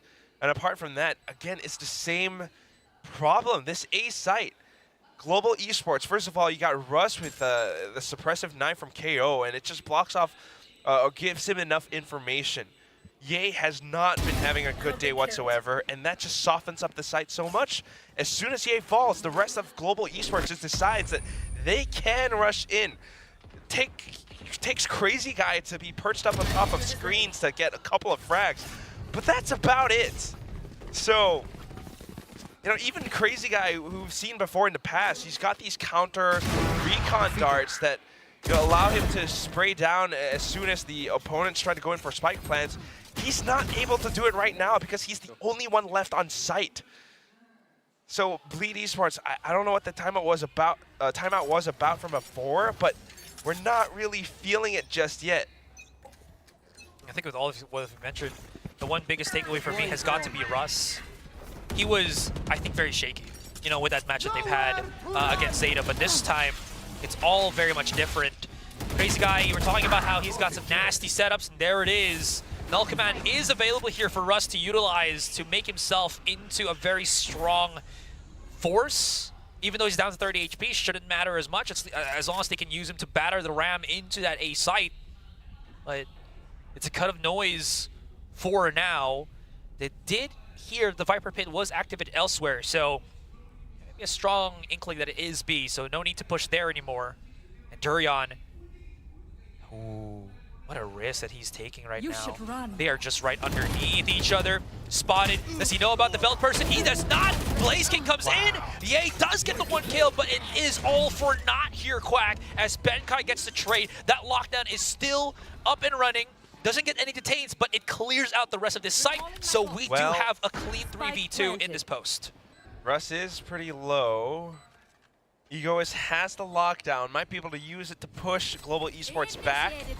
But then at that point, it comes down to gunplay. How can Scary and Egoist break up the site well enough to sneak a plant? They've managed to shoot out some nano swarms, but at the same time, Toxic Sweet can only stay up for that long. Benkai tosses in, oh wait, no, Lightning Fast tosses in yet more, and well, at this point you've run out of time. The lockdown invested, but no returns. Asteroid, this hurts for Bleed. Yep, very much so. It feels like they have that really good setup, and then there's just that one mishap that changes everything, right? That one thing, and then it all just gets unraveled by Global Esports. And man, this is the performance that GE truly was hoping to showcase, right? It's these strong individual pieces that have their spot. Russ's IGLing, Benkai's ability to create those tempo plays, Polvy's star power from the finish scene. It's all coming together here in this elimination match, and it looks like they're the team to eliminate the Ascended team from Ascension. What a story. I mean, again, you know, everyone's talking about Ye. We keep interviewing him and whatnot, but still not quite feeling it. And as we go back in, we're back into the same A play. We've got Benkai and Lightning Fast up towards mid. But even then, you know, talk about a plan gone wrong from before. Darian didn't really know how to respond either when he pushed up. Ooh, now it's Polvy. Polvy, what a positioning there. And again, they were just waiting for that wall to drop down before they start exploding into the site. And it feels like this plan has been replicated, changed up a little bit, but still the A site is where GE find their home. Sure, they've rotated a couple times to B, but here on A, Bleed have no true answers. They will get the 1 kill, GE gets 2. They'll get 2 kills, GE gets 3. What is the answer right now? Ye's on his blades, and there's really no reason for him not to go for this, but with the doubling up of these two players from Bleed and that spike positioning not really to his favor, man is in a tight spot, to say at the least. And yeah, I mean, what could you expect? That was a 3v1, and nobody from Global was showing themselves up until that very last encounter. El Diablo or El Hermano? I don't really know what Hermano means, but... Oh, okay. All right. Still, as a Filipino, I can't tell you. It's just Global Esports in this A hit. It's so darn good with the way that they've got 3 players covering each and every lane. Yeah, let's go, boys. And sometimes, you know, like you mentioned how they switch things up, sometimes they just hold up around pipes and play around with the timing of things. And then Darren gets invited, he gets a little bit too curious, gets punished for it.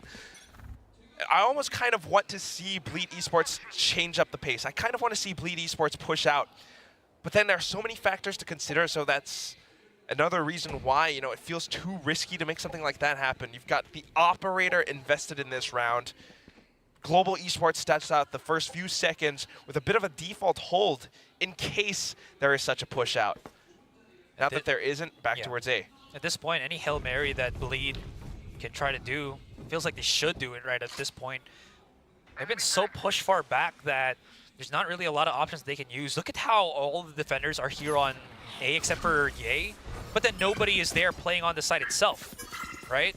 And since GE haven't found that contact, they're like, something's amiss here. We have our teammate BlazeKing pushing up on Garage right now, so maybe with like 40 seconds left, we can either cut the noise, wait a little bit for this wall to go down, or if BlazeKing can get a pick, we can just go run all the way to that B site. And that's what Global Esports has as an option. But you know what? A has worked out so well, they're just going to keep going in for it. I kind of like the positioning from Bleed this time, playing so far back.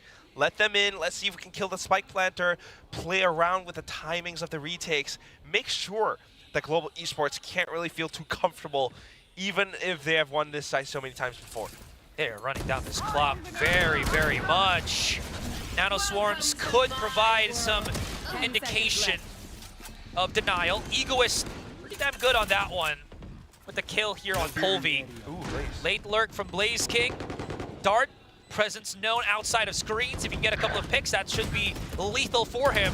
While his teammates on the side are fighting back, and BlazeKing somehow manages to pick up Crazy Guy. Durion does get the refrag, but that is time wasted for the favor of Global Esports. Coming in back onto the site. Viper's Pit makes it very difficult for them to push up, but they found lightning fast. That pit's going down. Time is ticking. Benkai's still alive. Did he press any late Nano Swarms? Yeah. And Russ is also doing the same with the Fragment. Wow. They're buying as much time as they can. Russ pushes up, gets denied. Spike. Ooh, I don't know. It's close. And it's barely just defused there by Bleed. 0.95. They somehow managed to to grind enough gears. Just grit their teeth for that defuse as well for the round win. Just a second.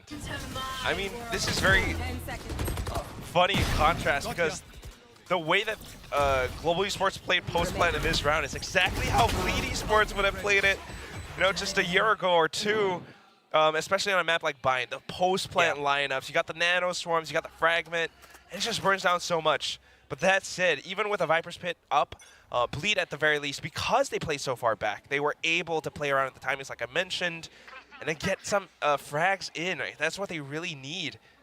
Softening up those defenses as soon as the spike goes down. Now, Global wants to change up the plan. Ye is positioned for this. Surely he delivers. BlazeKing can use his... Oh, no! Ye! Man got the opportunity to do so, but he whiffed the shot. And now he might be forced back here, and I don't know, man. There are no words. That was a big mishap. There are no words. It is what it is. We keep going forward. Global Esports have been doing such a good job. You know, whether it's bits of timing or just the sudden peaks out, they're able to react so quickly to take him down. But guess what? Crazy Guy comes back in with the Guardian play. Spike not down yet, but surely soon enough. Ooh. And Bleed are trying to wrap back in around this, make them feel uncomfortable. Turn the Tide activated here from Durion, forcing them into the embracing hands of Crazy Guy. He's been good on the Guardian for 2, but he can't convert it into the third. Reckoning denies just A lot of this one, Durian is so close to the rest of them, but they haven't planted anything just yet. The miss of the bullets, but Russ is there to back up his teammate, and Egoist is left into a 3 versus 1. He can get close. He might be able to find Russ and Member here, but he cannot convert. And Global Esports once again find the opening, not this time on A, but on B. And it's just, it's really, I really want to like keep believing in this Yay hype train, but at some point, you know, I'm gonna let the devs talk about it. Meanwhile, let's talk about what's good, right? Because Global Esports, with the way that they're pushing in like this, yes, Crazy Guy got some couple of good shots in, but then they immediately knew how to recover off of it. Blaze King coming back in, always good for the trades, always good to clean things up with the rest of the crew. You're absolutely right. As long as Global Esports is in a position where they're so quick to realize whether it's a good play to follow up on or not, Bleed cannot make these many mistakes, right? And Yay got 2 crucial mistakes laid out in front of Global. First one was, of course, the whiff that we saw in Polvi, and the second one was just not giving up the tailwind to reposition quickly enough to get back into, you know, better cover. Sure, you're gonna lose your map control, but at least you still have your life to try to retake the site with the rest of Bleed. So, again, Global realizing this and challenging that is working for the South Asian team. It's working out so well, Asarai. Global Esports, what a day. I mean, first of all, winning both pistols from the previous map, now coming up huge in such a fashion. They started off this first half maybe losing the pistol, but as soon as they came in with that force buy, breaking and wrecking Bleed's economy, they've managed to find this momentum, and they are not looking to slow down. So far, the default towards the start has been to take things slow and easy, but off at the timeout, they want to let it rip. Oh! Crazy Guy's letting it rip, though. He's letting his presence known. It's a bait and switch play between him and Yay. That was a huge one. They realized that Crazy Guy is consistent as ever, even through all of these mishaps that Bleed have put themselves into, and they utilize that. Reducing the numbers of Global Esports is a huge benefit here for Bleed. The rest of Bleed, or excuse me, Global, now rotating elsewhere on the map. I don't know if these movements are felt. Egoist is definitely in position, you know, now deciding to really kind of reinforce the mid ground, although it's not really been a lane that Global has explored before. I don't know how much this Stinger can do, though. Spots the shoulder, goes in for the spray, tries to reload, but it's a quick trade. Now, B site might be open, unless Scary can turn things around. Is Blaze King already gave away his position on yellow? Well, regardless, Scary's pretty much aware of what could happen here right in front of him.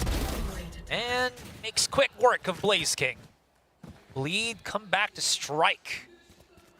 4-7 round in the half. For 1 round, off of plays from, you know, Egoist, Darian, Crazy Guy. 4-7, last round of the first half. Yay still on that operator. Look at that. I love the bait and switch, man. Crazy Guy is always that person to make that happen.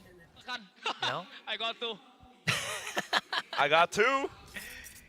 That he did. Man is a mathematician. More than that, he's a crazy good Valorant player. All right, let's see what happens here. Null Command's been activated already. There's the utilization of the Null Command. No escape here for Yay, as he only gets the shutdown on the 1. Lightning Fast and the rest of Global Esports as they just keep getting kill after kill after kill. Leaves Scary to his devices. And unfortunately, Lightning Fast is just too quick for him to deal, leaving us with a 4-8 as we end the first half. Quick pushes again. I mean, same thing from Global Esports. Earlier on, it kind of got halted because of Crazy Guy and, you know, maybe a bit of luck, maybe a bit of skill and knowing how to fake them out. But this time, as Global Esports push in a lot tighter, you know, shoulder to shoulder, back to back, everyone chips in. And then the Null Command to really just feels bad for Ye, but counters him outright. Gets the 1, but that is it. And then everything else flowing through. The rest of the squad from Bleed, they just weren't really quite in position to gun them down. They tried to go in for some of these fights, but then just ultimately lost out in full. Global Esports, this execute, rush, null command on the KO, everyone else picking up on these frags as well. Just the next level. Yeah, sorry, I saw Povey, just wink a little bit at the camera. Dude's having fun. But yeah, you're absolutely right. It just feels like Bleed, they put themselves in a position where it could work if they didn't have such a cold hand in this second map, right? There are positions or situations where you saw that Ye could have gotten so much impact, but just fell short of. And it feels like some of these crucial rounds is just that. It's just that one falling short of. And unfortunately for Bleed here, that means that Global picks up a 4-round advantage over them. Precisely that. And now, feeling this 4-round advantage, Global could potentially end this 2-0 moving forward in kickoffs. Whereas Bleed, dude, this is not how you want to start. Elimination matches right here. Who wants it more?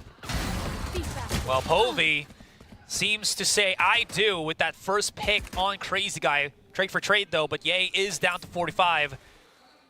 Still the trap for Global here on B Long between Russ and Lightning Fast. And it seems like Bleed only cut a little bit of that noise, looking for that rotation out. But they still want to push this up. Global Esports holding their position. Russ, I don't know if he spotted Ye here or if Ye's going to check the corner, and it is trigger discipline. Ye has, oh my god, Lightning Fast. Does get the trade-off, down to 4 bullets, and he will get immediately dealt with by the rest of Bleed. Bleed now, he's slowly creeping up onto the B side. One playing at the back of things. Benkai swings out. Fortunately, everybody's just too quick. Blaze King does get the quick trade. Does he know about the late lurk here from Egoist on mid that Recon Dart will expose? So his suspicions are correct. Big tags, one more, and he will be able to get that. Bleed gets it. And I just heard it a very, very loud nice from one of the players of Bleed. Wanting to keep spirits up, right? You win the pistol again. Not sure if Global's going to force this time, or probably not. Considering the fact also they're starting out on defense, there's not too much that you know. So this round really just came down to some of these trades. A little bit awkward at times, but as we take first contact, Egoist with the Sheriff, you're getting more kills towards the map, and then back towards B. Everyone's got each other's back, even if there are some tiny mistakes here and there. That's all you want, right? Being able to have those quick trades if need be. And the quicker the better. Oh, indeed. I mean, there's still an alarm bot on mid, so even if they overpush this, it should give away their position. So the only undetected rotation that Global can do right now is either push out of tube, go underneath orange, but even then, right, that will be cleared up by Bleed once they start pushing in on B here. This is such an interesting strat, though. 3 down tube. Then you've got Benkai up around Boiler, making a bit of noise. Now they peek out, and they don't see anything. So Bleed just completely bypasses all of it. Free plant. Egoist does get overwhelmed. How much damage did he tag the rest of the flankers? A fair amount, so they will be able to clear up a weapon. And they go the other direction. I love this from Global. They're just like, yeah, they're going to expect us on B main. Let's just push on orange. We'll use the body system. It's not us as buddies. It's us using you as a body shield as they push up into the side as a 4-man. Look at this. They're just going to waterfall to the side. I love the idea. But of course, Bleed, all they got to do is set their crosshairs to eliminate. And boy, will they. Russ down to 4. I mean, if you can keep them inside this event horizon radius, this could be a good thrifty round for Global as the rest of Bleed are just running for dear life. Who will die? Yay, so I feel like that's still a win here for Global in a way. Take some guns away from them, right? I mean, I like to play. It's so good. That's a nice way to put it. Throw bodies at the solution. It's a pistol round anyway. You're not going to be able to get away with too much, especially when the Bleed players are that sharp. So do what you can. Even Crazy Guy's laughing at it. Yeah, he realizes what happened too. But as reality sets back in. Next round, you've lost 3 guns. You can't really do all too much in this one. Polvi now on the operator. No armor whatsoever though, so full on glass cannon. This could either be a really good pickup for Bleed if Polvi dies, or, you know, Global gets to hold on to it and make some damage happen on another day. Durian is sitting on a Reckoning, by the way. Ah, yes, there it is. As soon as I mention it, activates it straight up.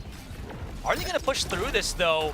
I mean, yeah, they can get those stuns working for them, but how well can they trade? Pretty damn well, actually, here for Bleed. Russ is by himself, the back of the site, holding on, and he will be able to shut down Ye. 2 versus 3 here. Cove gives some entryway here for Durian, who was able to pick up a rifle, picks down Russ, and is making it a very good case right now that Bleed's bonus is pretty damn successful.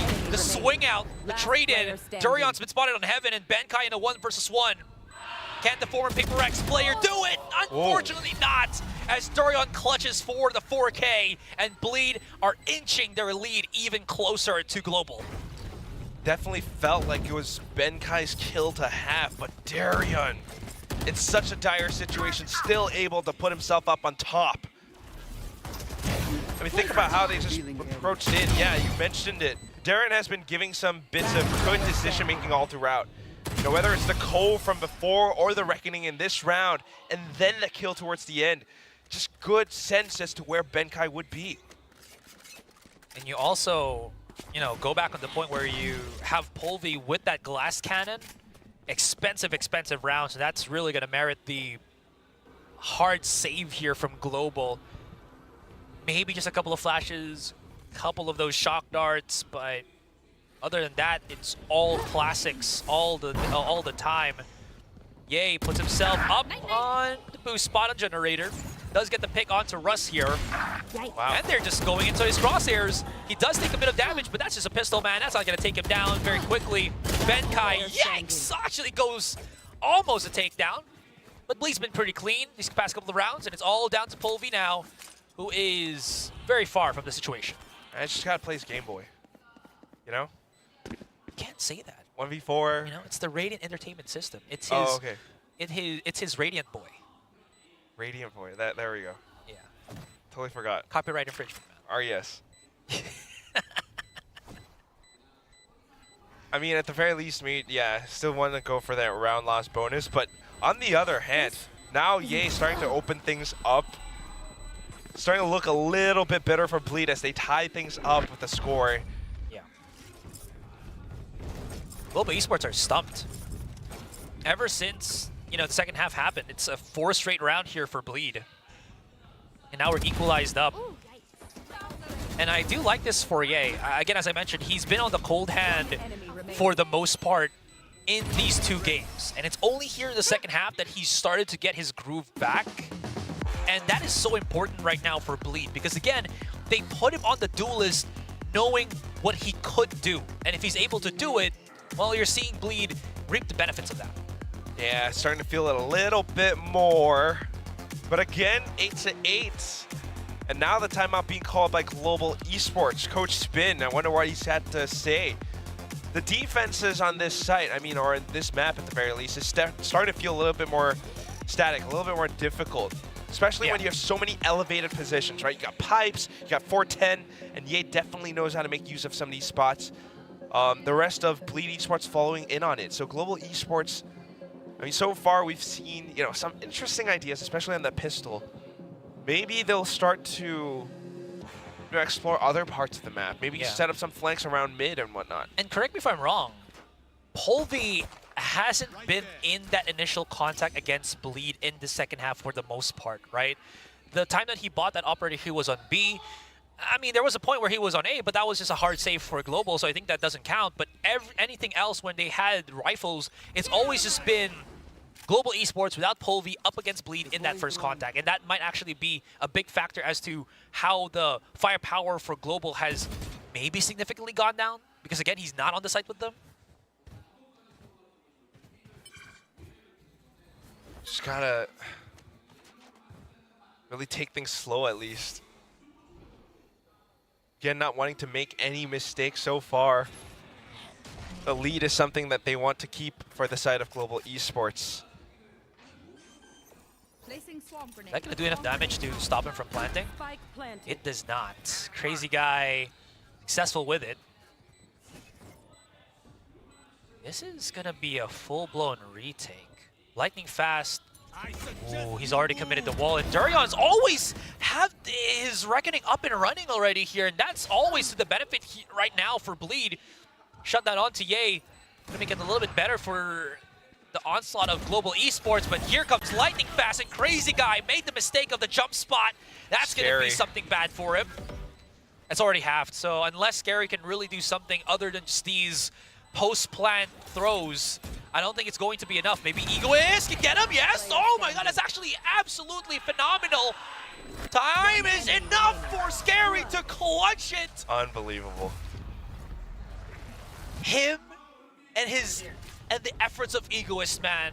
How does he have so many lineups? It's awesome in the sense that like it wins Bleed the round, but it's always like a little bit annoying to watch because it's just a snake fight that wins them the round. I mean, sound plan, sound strats from Bleed Esports. First of all, like you mentioned, Asarai, that reckoning, always up and at the ready, it just buys a bit more time away from Bleed. I mean, from Global Esports.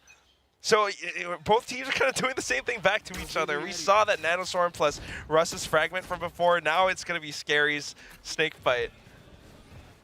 As we move on into the next, it's going to be Ye. It's trying to open things up, dashes in, doesn't see anything. And just instantly going for yet another plant. Time of the spike just a little bit off center there, so the pop shots from BlazKing can't really get through it, through that high tide. Big flank coming in from Polvi here. No utilities activated just yet. Here comes the flank. There's the use on the Hunter's Fury from the other side to break down that Killjoy ultimate. Once this wall drops down, all hell will break loose. And who will come out on top? It's actually going to be Global with the defuse through all of the confusion from the rest of the players, sacrificing their lives for the greater cause. And that's going to be Global evening things out their first round here in the second half. War is chaotic, man. I didn't even notice that that happened, but somehow one of these Global Esports players just managed to sneak in along with the lockdown. Polvi trying to buy as much time and attention away from the spike as possible too, coming off the flank. It just was enough for Global Esports to sneak around back. Replay, replay, so we can see who actually just defused it. Because I was also just looking at the fight first in front of us. It got a whole lot chaotic, man. Anyways, not sure if we mentioned this, but coming into this round, Global Esports, they almost got the whole enchilada. And by that, I mean 4 ultimates in their pockets. Very strong to think about it, because if Egoist uses his lockdown, Hunter's Fury from BlazKing is there to respond, just to break it down. It's always going to be a good thing, because you don't want any extra space-giving abilities to be used by Bleed. At the very least, I mean, back thinking about it, compositionally speaking, I want to see Darren doing more. Lockdown, Hunter's Fury, just as you said. But at what cost, man? Look at the kills that they've gotten already. Sure, they can try to break this lockdown, but Bleed, they've gone the other direction. Hello, B-side we go. Trying to use that lockdown to distract them and bait the rotations over, the Hunter's Fury as well. And as the Sova stays stuck in that animation, yeah, the rest of Bleed, this tiny little squad approaches B. Polvi's coming in. He's using that Sova drone as a drone to give him a little bit of that inside yellow, but it does absolutely nothing. He wanted that firepower alongside with BlazKing if it could have been done.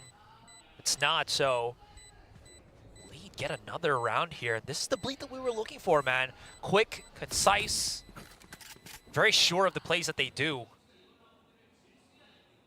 10-9, they break through onto those double digits. So that means the game is not yet over. Some of these ultimates were spent thanks to Egoist's one lockdown. What a game this has been, Quack. So, I mean, back into it, it's just going to be Bleed continuing forth, playing around the map.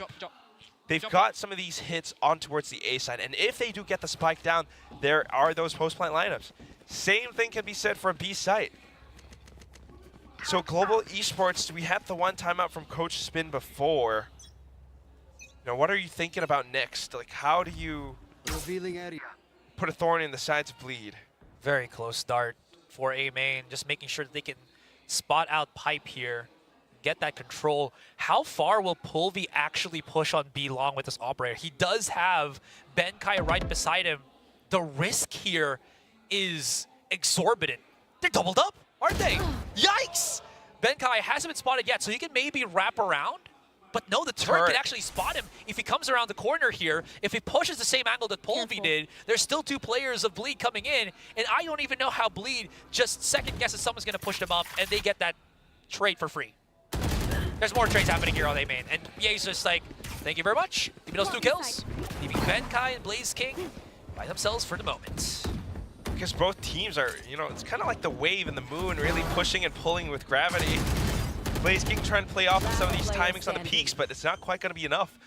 Always trying to get a good read for some of these rotations, but without, you know, really confirming the information. As soon as they peek out, it's always, you know, thinking like, all right, we saw a little bit of presence towards B garage. Maybe I can push out onto pipes. If I do, Ye is there, and it just goes back and forth.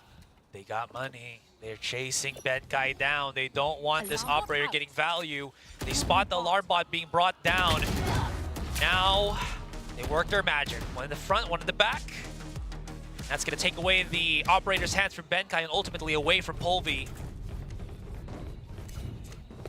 This has truly been turned on its head, Quack. Global Esports had such a dominant second half, or first half, excuse me.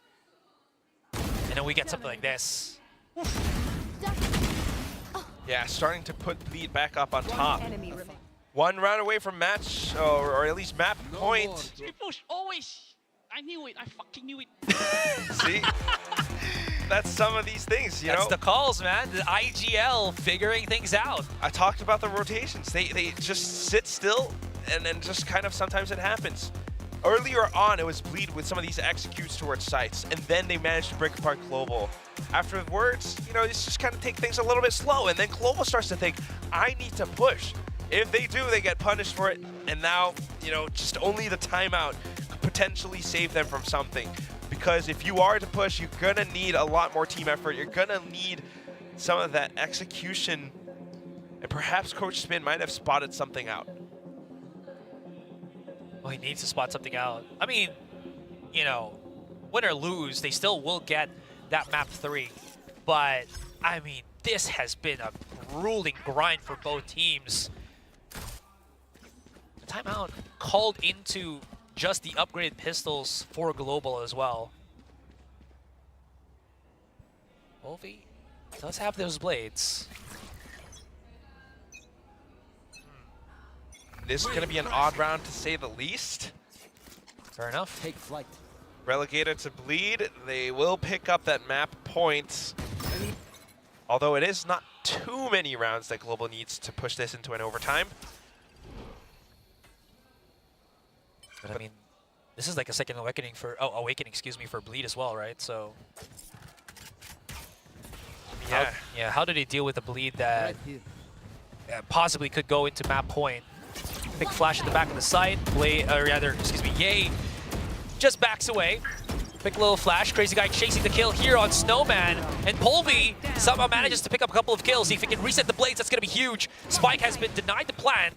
Drops right down into the site, doubles up with his teammates. They're a little bit too much constricted here, but Pulvi finds it once again. The Finnish superstar brings it all the way back. Never mind. Ye with the turnaround, 183K. And we go to map point.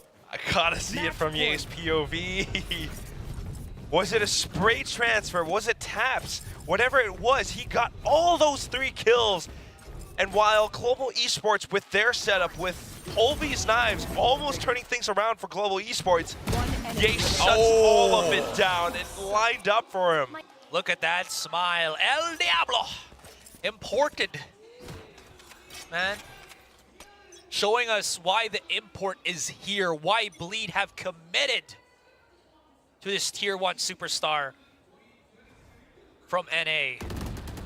Polvy's now back on the operator. Once this wall drops down, there's a chance for contact.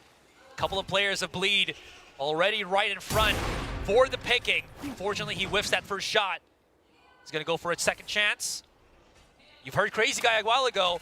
He's like, they keep peeking, they keep pushing. Yes! Because of that dart as well, Polvy might be forced to back away now. Yeah, nothing doing for the time being. It got Bleed a little bit of presence made, a little bit of space, and off of that, positioning. Now the Reckoning able to push off any global esports players who might be on site. High Tide blocks up a lot as well, but Blaze King, good spray this time. Spike planted. I mean, his opponent just popped a couple of shots through the smoke. Blaze King, a master tracer. Just bringing up back the pain to the source of, to the point of origin. It's a huge fragment though. Here comes Russ activating the null command already. He's gonna have to get a couple of impact kills here, or else it's just gonna be all for naught. Ego is gonna be doing his darndest again. He did it a while ago with Scary, but not gonna happen this time. And Global Esports holding on to the knife's edge, living to fight for another day. And like you mentioned, man, they are close to pushing this into overtime, and they still have that one map advantage. Yeah, just rushing in to get that spike defused. Very interesting.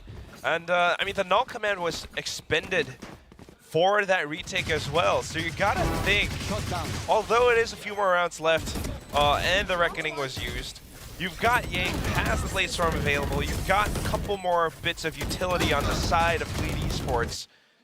Global Esports has to, you know, walk around a tightrope right now. Egoist with that lockdown. Okay, there it is, picked up. Ye's alone on A main. Yeah, just to hold the position if anyone pushes over. Egoist wants to go up front close enough around pipes to set that lockdown in. And then we'll have the A site. Then it's going to be a retake / numbers game. Unless Lightning Fast or Rust can really fend them off. They're making a lot of noise. Okay, there's 0 point. Lockdown's been activated already. They're still holding the angle here on Maze. That lockdown does clear up most of the site itself, and I think Bleed was able to spot that nobody tucked themselves into the corner in the back, but they haven't really pushed up into the site itself. Are they going to do it now or go in the opposite direction? Seems like it's going to be a commitment. This is very hairy here for Bleed. Global Esports, they've tucked themselves into corners. Scary's gotten the first pick, but Polvy's right here holding on. Cannot for Blaze King. And it has gone topsy-turvy on either side. Lightning Fast, anchoring, hoping, praying that he can maybe get something before, or rather as he waits for Benkai to come in for the play, and Benkai comes up huge. 1 versus 1. It's him and Scary. 20 seconds. Scary's going to have to pick up the spike, but look at this. Benkai's down to 10. Scary, all he needs is 1 bullet, a hair, a whiff, and that might be it. No damn way he misses this, and Scary gets it. Benkai had the opportunity, but it is denied, and Bleed push us into map number 3. Then we will be truly in for a bit of a surprise. I mean, both teams kind of leaving this next map open. It's going to be split. We showed us a little bit of it against T1, but at the very least, still up against Global Esports. What a performance. Both sides being able to make it this close.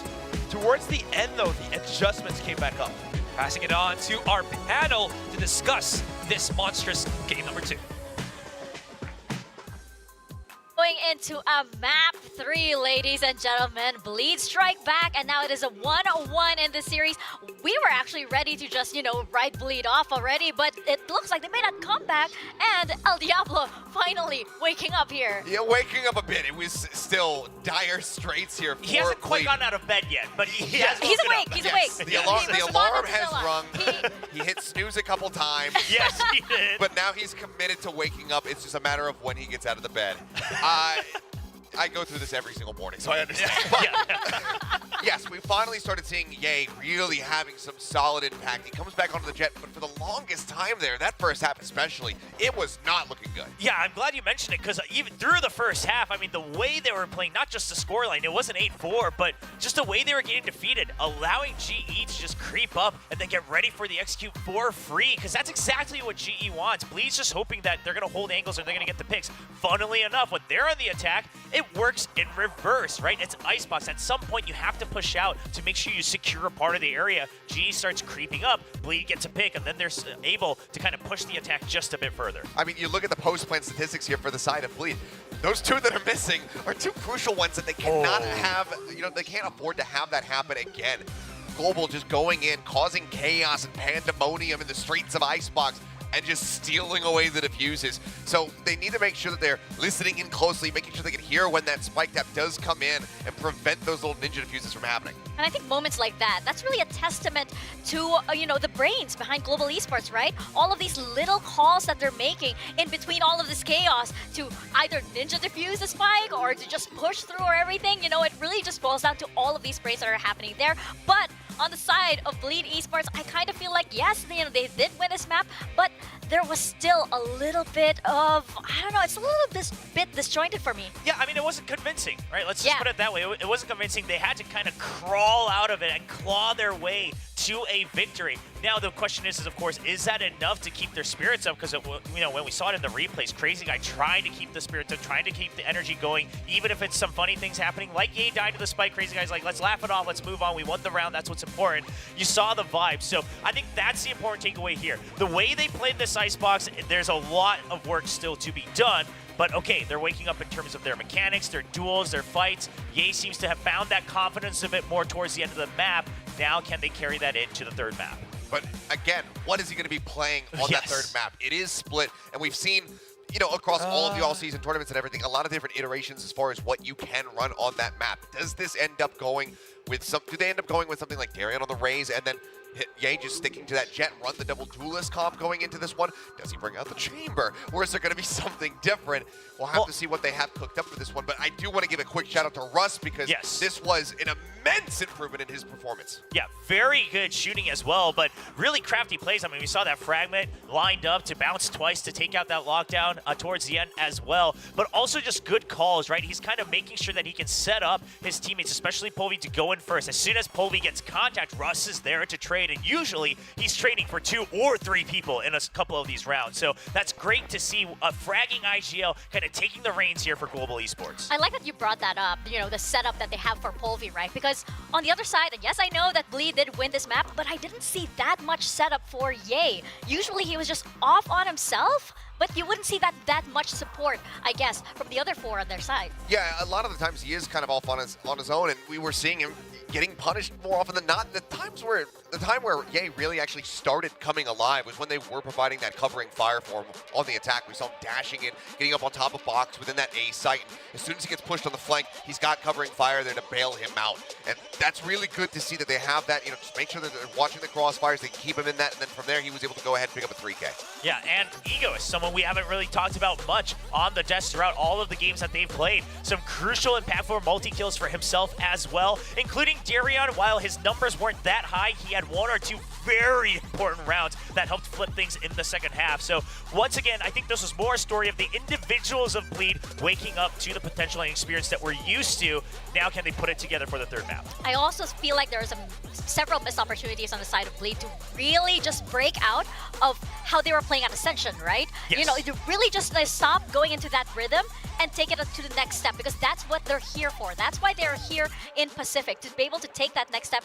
Unfortunately, we're not seeing it yet. Yes, we are seeing a little bit of improvement, but we need that next level. And you see this a lot with teams that are kind of used to being the top dog in their own area, and then they face off against tougher competition. Whether it's part of the regional VCTs and then going to the Masters and Champions, whether it's coming up from challengers, you see them being used to, well, we can always play off contact because we'll win.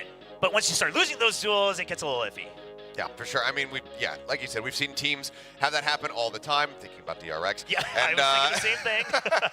But the gears are churning right now for both of these squads because we're seeing improvements compared to their previous matches, and that's great, and that's kind of culminating into this series. Yes, there are plenty of mistakes that are still occurring within the lobby. There are plenty of sloppy plays, some whippy aims, some slow reactions, but they're battling it out. This is such an important matchup for these guys, so you have to imagine the nerves are going to be through the roof right now. Definitely, and like as you mentioned, Will, it's nice that Crazy Guy is still like, trying to keep up the mood, especially since we know that, it can be such a downer, especially when it's such a high pressure matchup. It is the first elimination of the year, and now as we head into map number 3, it is do or die for Bleed and for Global. And for Global, it is a very important matchup for them as well. This is basically a validation for this roster that they are building right here. Yeah, I mean, again, it all comes down to this third map, and of course we'll be going into that shortly, but it's going to be a big question for both Global Esports. Can they bounce back after a map loss? And then for Bleed, I mean, can they continue the momentum? Yeah, I mean, historically, Global had some very strong performances on Split last year, but they had Moniette, they had Bazzi. Yeah, Dexter. They had a lot of different people actually on that one, so I'm not sure how they're going to look, but obviously Split is a mainstay map. This has been in the game for the longest time. You cannot play Valorant at a competitive level without having a strong understanding of how to pilot this one, so this might end up being the most even out of all the maps that we see tonight. That's right, but going into Global Esports style right now, you see a lot of interesting compositions, interesting ideas here. I think can be optimistic going into Split. Perhaps it's a kind of map that you can't really just go in without a set play, without set plans over here. Sure. But on the side of Bleed Esports, I feel like they probably can be easily read, especially since again you have Blaze King with a lot of experience against the players on their side here, and it doesn't seem like Bleed are really picking up the pace. I'm not sure if they'll be able to pick it up right in map number 3 here. Yeah, I mean, going into this one, I forget which side they're actually starting on. I don't know. I'll have to, we'll have to look back on that. We'll see it here in a moment, but depending on what side they're starting on, especially, like, they will need to have that hot start, kind of like we were saying for Global at the beginning of this day, just, come out swinging. So, especially if they're going to be kicking things off on that attacking side, you need to be able to rack up as many rounds as you possibly can. Yeah, and my big question also is, in terms of the compositions for Bleed, I mean, Crazy Guy, what role does he pick up as well, right? So there's a lot of questions to be had in terms of this map. Yeah, going back into the previous map though, we do know that it was a bit of a 50-50, and the comeback that we saw from Bleed was also like, a testament to who exactly is that playmaker for, dire times, right? Who exactly pushes that momentum or pushes that motivation to be able to go over and push Bleed to where they need to be. And for the longest time, it was Egoist. He was the one that was very much, trying to keep them in these rounds for the longest time before we kind of had Ye and everybody else starting to really wake up alongside him. It was a really strong performance on the KJ, but conversely, for the side of Global, Polvi at the beginning, when he had that Outlaw in his hands especially, he was finding an immense amount of value for the team. Yeah, I think that, also here on for Bleed, again, you have those playmakers that, for each round, you manage to have like Darion picking up a triple, or you manage to have Egoist suddenly, being successful on a major flank here, that actually managed to, really get that, get that morale up for Bleed that was able to push him forward. And I think that, for the side of Global Esports, we can tell that morale is high, definitely. But again, it's still like, it feels like for Global Esports, it's not enough. Yeah. Well, I mean, I think they're at a point where they're not going to be happy unless they walk away with this win. And I mean, I think that's realistic for both of these teams. But now we can go ahead and take a look and see at what we got. It's going to be a second crack at the Viper here for Ye. Yeah, and then very interesting. Blaze King bringing out the Gecko here as well. I mean, it is alongside the Breach, so really looking to just set up and push through once they're on the attacking side, which will be the first half for Global Esports. But Bleed, I mean, Ye back on the Viper. He's got to redeem himself after that first map. Yeah, I mean, it didn't look like, again, that he was comfortable on that role, right? We're going to see, again, as you mentioned, Will, a second chance for Ye here, especially now that he's woken up and hit that snooze button, or hit that stop button on his alarm. So we'll pass it on over to your casters, Azurai and Quack. Do or die. There is no other way. This is it, Quack. We are here for map number 3. Bleed and Global have grinded their way up to the very, very last map in this elimination game here in Kickoff. So we'll get started in just a bit. I mean, the desk was talking about Ye having woken up. Has he truly woken up and hit that snooze button? Or, what's going to happen next? There are players trying to keep the spirits up, but at the same time, there is silence in the stadium right now as they feel the tension of the elimination match coming through. Polvi, Global Esports, they want to break open the site. He breaks open with this fight against Durian that completely misses him. Both the contact on Polvi as well as that boom bot, interestingly enough. Rest of Global now pushing up into ropes. Oh my god, where did that come from Russ? He just Goomba stomped the head of Durian there. Global Esports opening Pandora's box, but Egoist has been such a crucial factor right now. The trades and Blaze King using the wingman to plant all the way from heaven. Total baller. And even if he lost that fight, if the wingman could have planted it, Lightning Fast was still coming in from mid, so there was layers upon layers that Scary had to try to deal. Yeah, switching up in terms of the pace, right? Global Esports just go right in and starting things off with Polvi, Benkai, with a little bit of support. I mean, it really is the same thing of playing in terms of rhythm. Bleed, oftentimes just trying to take things slow, trying to be methodical about it, but then not quite expecting such movements from Russ, for example. Global Esports is that team that I feel like embodies ripping off the Band-Aid, right? Like, oh, you want to take this nice and slow? No! Go in! Just hammer it down onto the side, which they will definitely do. And Benkai and Russ commands authority here on that A site, leaving the rest of Bleed to just scratch their heads, deal with this post plan with just the pistols. If they can maybe get themselves a condensed angle here, that could be something, but Global Esports, they got themselves a pretty sick amount of crossfires too, but not even that could really, you know, stop Blaze King. And he's just gonna pick himself up a 3K, one away from the Thrash. Dude, Blaze today, this guy has been a bit of a sleeper. I mean, sleeper agent to speak. You know, in the first game, playing on that fade, we didn't really talk about him too much because those were just a lot of kills where he cleaned up a lot. Maybe a bit of utility coming through. But then now, today, just back onto the third map, he shows up again. I thought that maybe he would have at least dropped like a right click or two, but the movement somehow just favors him instead, and he gets the sprays. We're looking to prioritize the contact once again. Very aggressive use on the fault line too. Already gonna push through this. There's the contact, and Durian, ooh boy, shooting gallery at its finest. Lightning Fast alone. Spike dropped at A main, so two avenues, A main or ramps. Choose your poison. Either way, choose your ladder. Yeah. Either way, it's not something that's gonna be easy to stomach.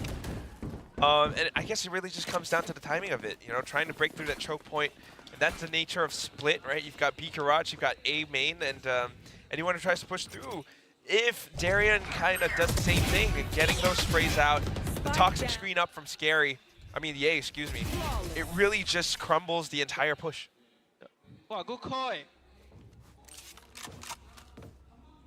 I mean, at least right now, right? They were just trying to do a speed run of that bonus round of theirs because they got something in store for us coming here. As I mentioned, Blaze King does have his Thrash available, exactly that. So he's just using the wingman first, you know, soften things up, get a bit of that contact on Mail, and now start doing things. Yay, he is so close from this contact. He realizes this, but that fault line is perfectly placed to catch him off. Thankfully enough, teammate Egoist does him a solid, I got you, Yay. You're perfectly fine with me. Pings out the Thrasher orb as well. And the rest of the squad is fully aware of what might happen next, but unfortunately the response not quite as good. Bleed, Egoist only able to pick up one. Where did that TP come from? Or where did that TP go? Lightning Fast on top of the box, gets to trade 2 versus 3. Russ gonna be planting down the spike. Benkai holding hell here for the moment as Crazy Guy creeps in ever so slowly. Did he see Benkai actually go around the corner? That's going to be a big one too if you think about it. As Durian not really given any form of contact here for now. There it is. 1-2. Dashing right in, but Durian is quick. Not quick enough to deal with the 2 players still available here from Global that shuts him down. It just comes down to those protocols. I mean, we saw what happened towards mid. You called it exactly, Asarai. You have the wingman just soften things up, get a confirmation, then Thrasher. Everyone else slowly starts to follow through. You had the Dizzy to start things off. And then as they start to swing out, Polvi's there to assist. Yay, unfortunately, just couldn't quite hold it back. And they managed to get the side off of it. Egoist fell as well. And here's the problem too, right? The only defense that they had on B Heaven was pure contact.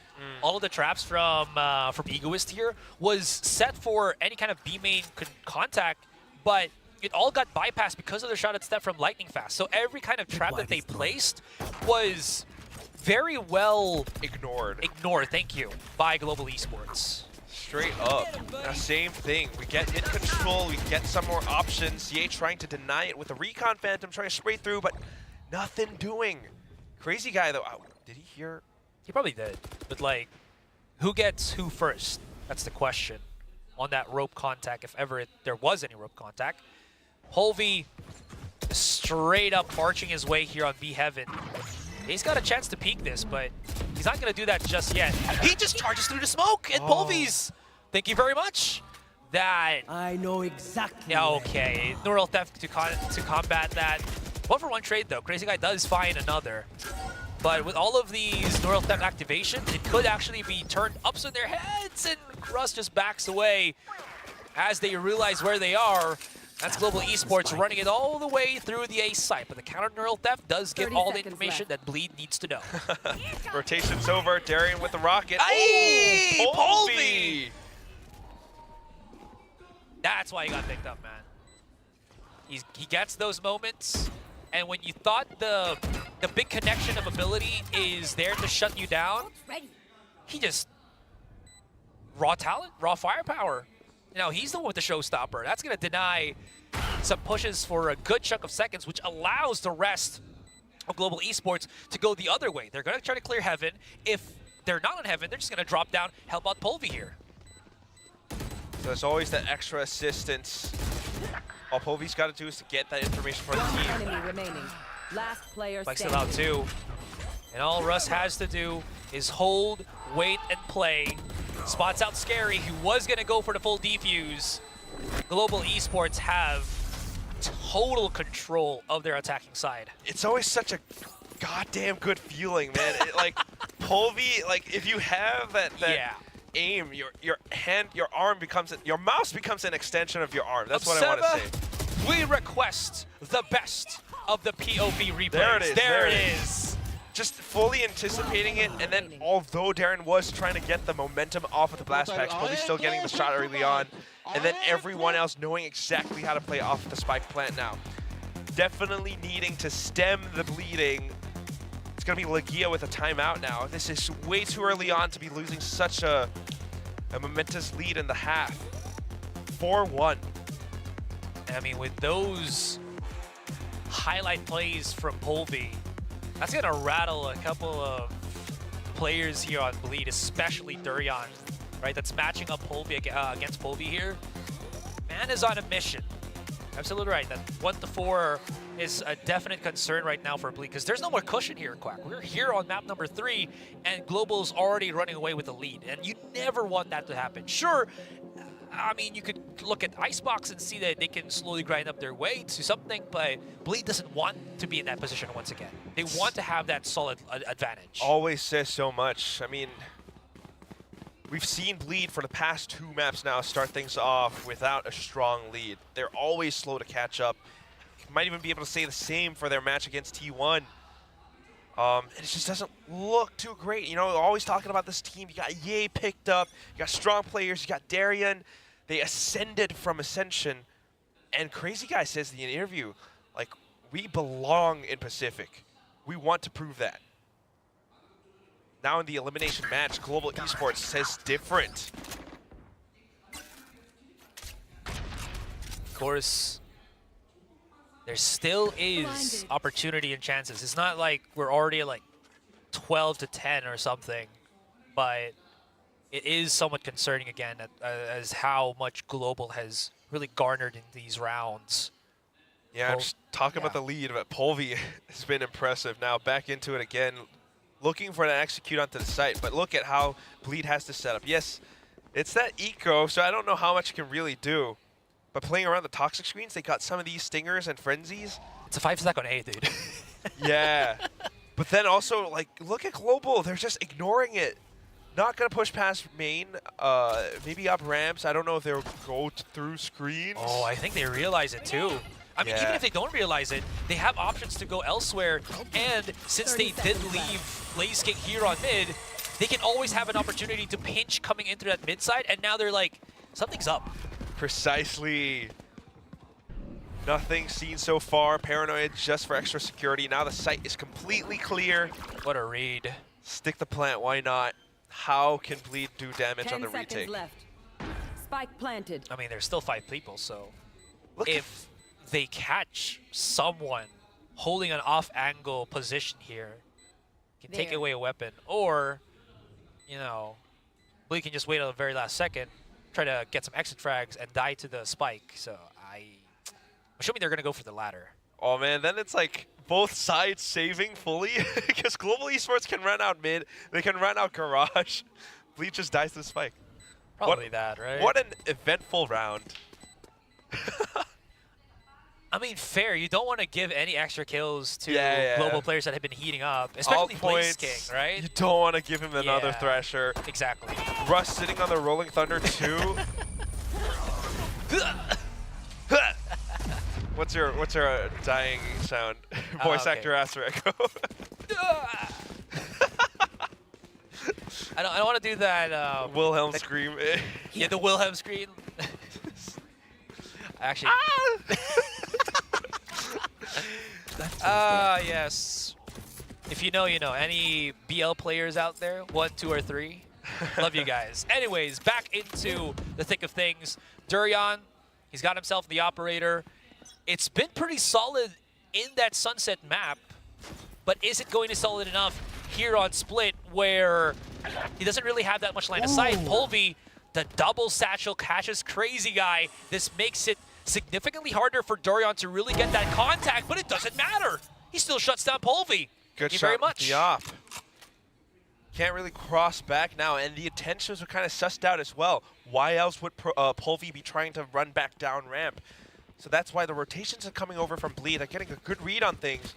And as long as Scary gets the right amount of contact, as long as Benkai doesn't find too much on the A site, Bleed should be able to pick up this round. Of course, it's still really early on, though. Scary backs off, Darren back in his place. Global Esports might be able to, you know, go out along with a Dizzy push. And they do have the Rolling Thunder, right? So I don't know. Like, it makes sense, but yeah, you don't want to use it willy-nilly, right? Yeah. So you're going to look for contact elsewhere. Benkai has always been that person that likes to do this, but timing is good, actually. Whoa. Is that going? The question is that going to gravitate the rotation from Bleed and allow Global to actually start pushing into the ace to the B site? Oh, it does. And the Rolling Thunder. You're right, Asterai. Even though it's not maximum effect, it does do enough to push Darion away. But Scary from the top of heaven comes back in. That nade is very far off from Russ. Durian might not even know that Lightning Fast is around the corner. Okay, as the dust settles, it's 3 versus 2. Durian is only aware of the positioning of Russ here, not Lightning Fast, who is inside this smoke. It's going to be the double contact. There it is. It's all going to be up and down to how quickly he can actually get that transfer, which is not really too hot. That Paranoia does nothing against Russ. It's a 1 versus 1. Scary's been a clutch master, but Russ can do something extraordinary, and that is to be the IGL and savior of Global in this round. Is it time to start singing different songs now? Global Esports, Russ, a fragging IGL. Scary, you would have thought that he's the guy to clutch things out, but it's such a one-on-one, a little bit off-put, a little bit off-timed, feels uncomfortable. Despite being blinded, Russ still lands the shot. And it's just such a good call to make that rotation through. Benkai even actually getting a frag onto Ye. What is happening? It's the calls, man. It's the smart use of utility too, because there would be a world where he didn't get the A push and they could still do that B play straight up. But yeah, the woe was very much granted as Russ is down. The hero of that last round down to 15 here. Always playing around the rhythm and timing of things, right? In previous rounds, we had Polvi just diving right straight on A ramps. This time around, they're going along with a team, and Bleed are kind of playing along with that, trying to get a feel for this dance, and this time getting a better grasp of it. Benkai still, though, however, lurking all around. The rest of that global squad Tripwire destroyed. looking to make something happen towards B. They got the utility for it. As long as they can block off Heaven. Quick little TPs there from, oh, that's a big flash. Egoist, does he go against it? The push out, and it's just too clean for Global. No sweat in that one. I like how, again, Lightning Fast is using himself as a human recon dart where he just keeps TPing in positions for his teammates to feed off of, but Benkai also solid on these lurks, and Bleed left to really just scratch their heads. Ouch. Yay, down to 1. No. El Diablo is down to El Uno. No way you like clutch this at 1 HP. No, of course not. I mean, that's crazy, guy. I see what you did there. Yeah. But absolutely right. I mean, stab, stab, stab, stab, stab, stab, stab, stab. Ah. Yeah, was looking. Secure the round win, why not? Yeah. But you know, you gotta definitely think about it. This is happening so often. Good calls from Russ. You talk about the execution with Lightning Fast being used as a bit of a human recon. I mean, it's just such a smart way to use that shrouded step, but at the same time, the support that comes in along with it. Russ can frag, Benkai. I mean, this is classic split plays. You got that lurk, you cut people off in the rotations, you control the whole map. Global Esports are having a great time. And I don't know what the retaliation would be for Bleed here. They're creating plays, sure enough, but Global's just, yeah, we'll just play our own game, keep pushing forward. We still have Polvi, who's been so good at these contact plays, and there it is once again. Durian, okay, there we go. He's got the impact play. Neural Theft slows it down a little bit further. Blaze King now calling the rotation. Hold on, Lightning Fast. He's got himself that from the shadow, so he can pick it up, the spike. But there is a world where they might break him and not. No, he picks it up. It's pretty easy for him. Anyways, hold Heaven. They must. Planet for Heaven, Planet for Open, and it's a 3 versus 3 on this retake. Still do have Egoist up around screens, though. Trying to make their way through. But what it comes down to is how well they can really break apart this Heaven hold. Darian out through. Ooh, punches him. Yeah, Egos was waiting for a better angle there if it can. Benkai through the smoke as well. Lightning Fast coming here too. Paranoia coming out, but this is not dissuade Scary, and Egoist is not in a good spot, but he doesn't need to be. Excuse me. Egoist with the ego peaks, the ego kills. And he saves it once again for Bleed. He kind of made use of the pressure from the spiked half to bait them out into peeking, and he just has that aim just enough to really fend them off. I mean, what a round, both sides, just trying to play around things. Darian and Scary doing a bit of work, but at the same time, Global having the sense of trying to rotate over with Lightning Fast. But then when it comes down to it, the heroics of Egoist. 2-7 lead. I mean, again, you know, they start things out slow, but they never quite back down that easy. Bro painted a picture on that A window, man. And it was a great picture. It was a picture of them winning that round. Picture of 2 bodies on the ground. Oh, yeah. Durian so close to... Oh! He's hiding in the corner. He's been spotted, and that's going to be him down and dusted. Yay, holding the angle here.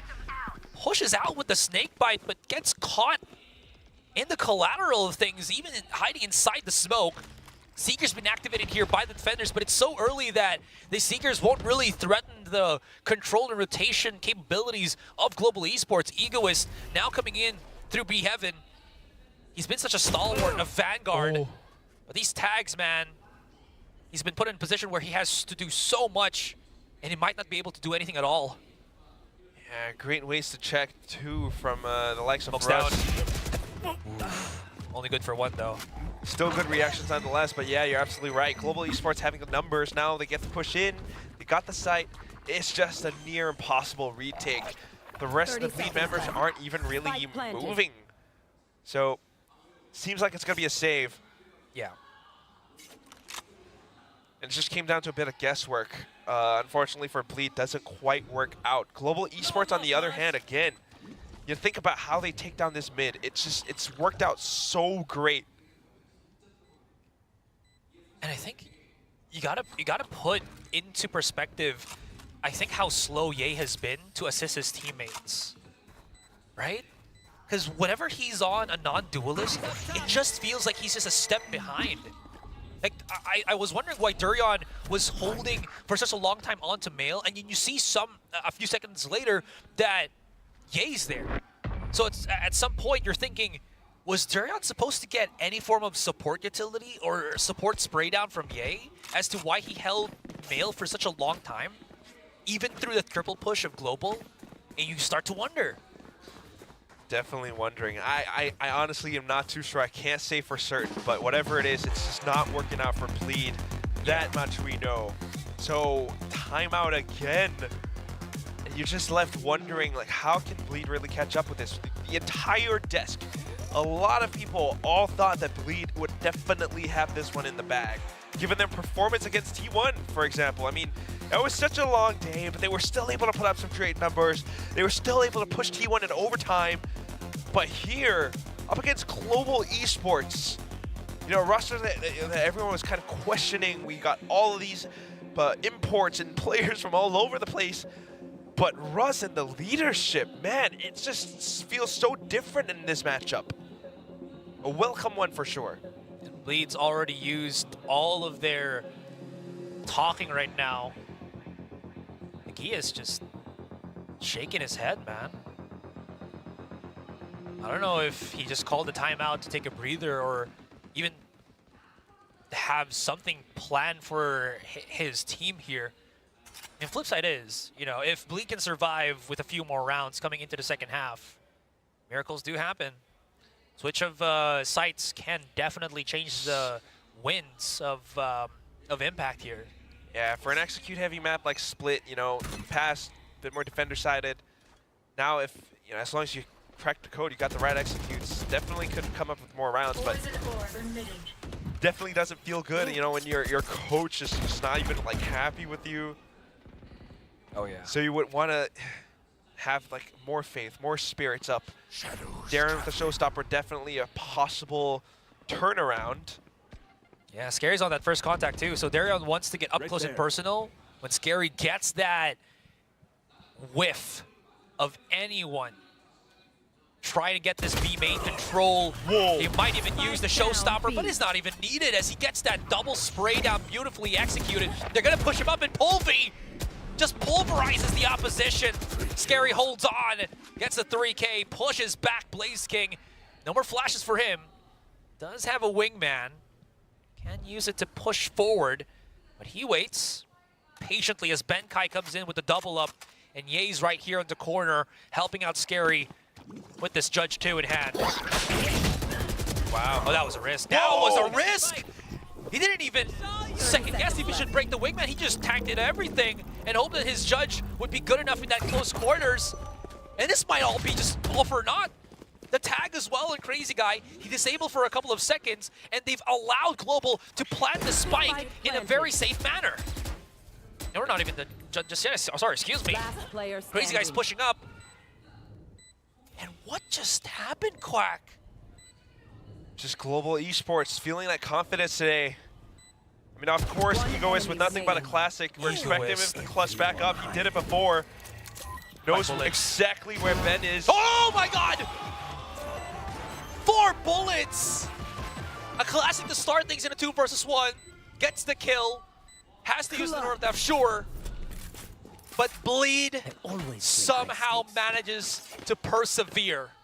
Egoist, true to his name, has truly been the star player here, the clutch player of Bleed when they need him to do it the most.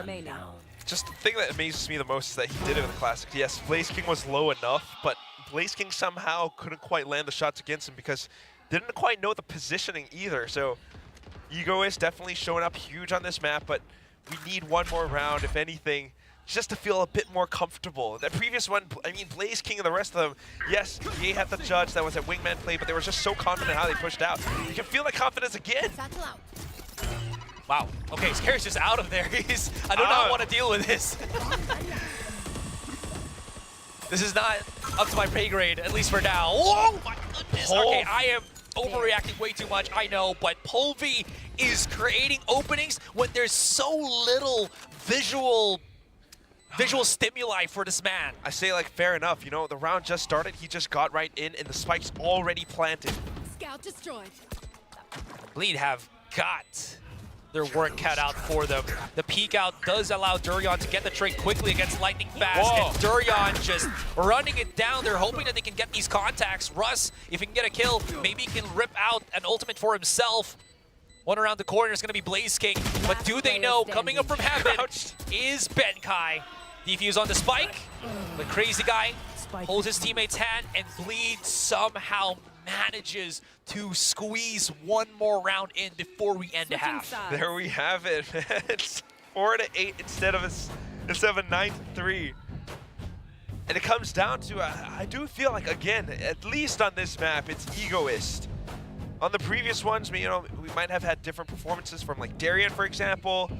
But this time, although we had such a strong and consistent lead coming out from Global Esports, Polvi just creating such crazy openings. Towards the end of it, Darian even trying to fly things up. It's gonna be Egoist along with Crazy Guy to support each other, to come in to follow through and clean up for the team. Egoist, with his mechanical skill, kind of brings the game back just by a bit for Bleed Esports. Is it gonna be enough though for the second half? That is the question on our minds right now. I was about to say that the polar opposite of that is these little things can actually lead up to it being enough.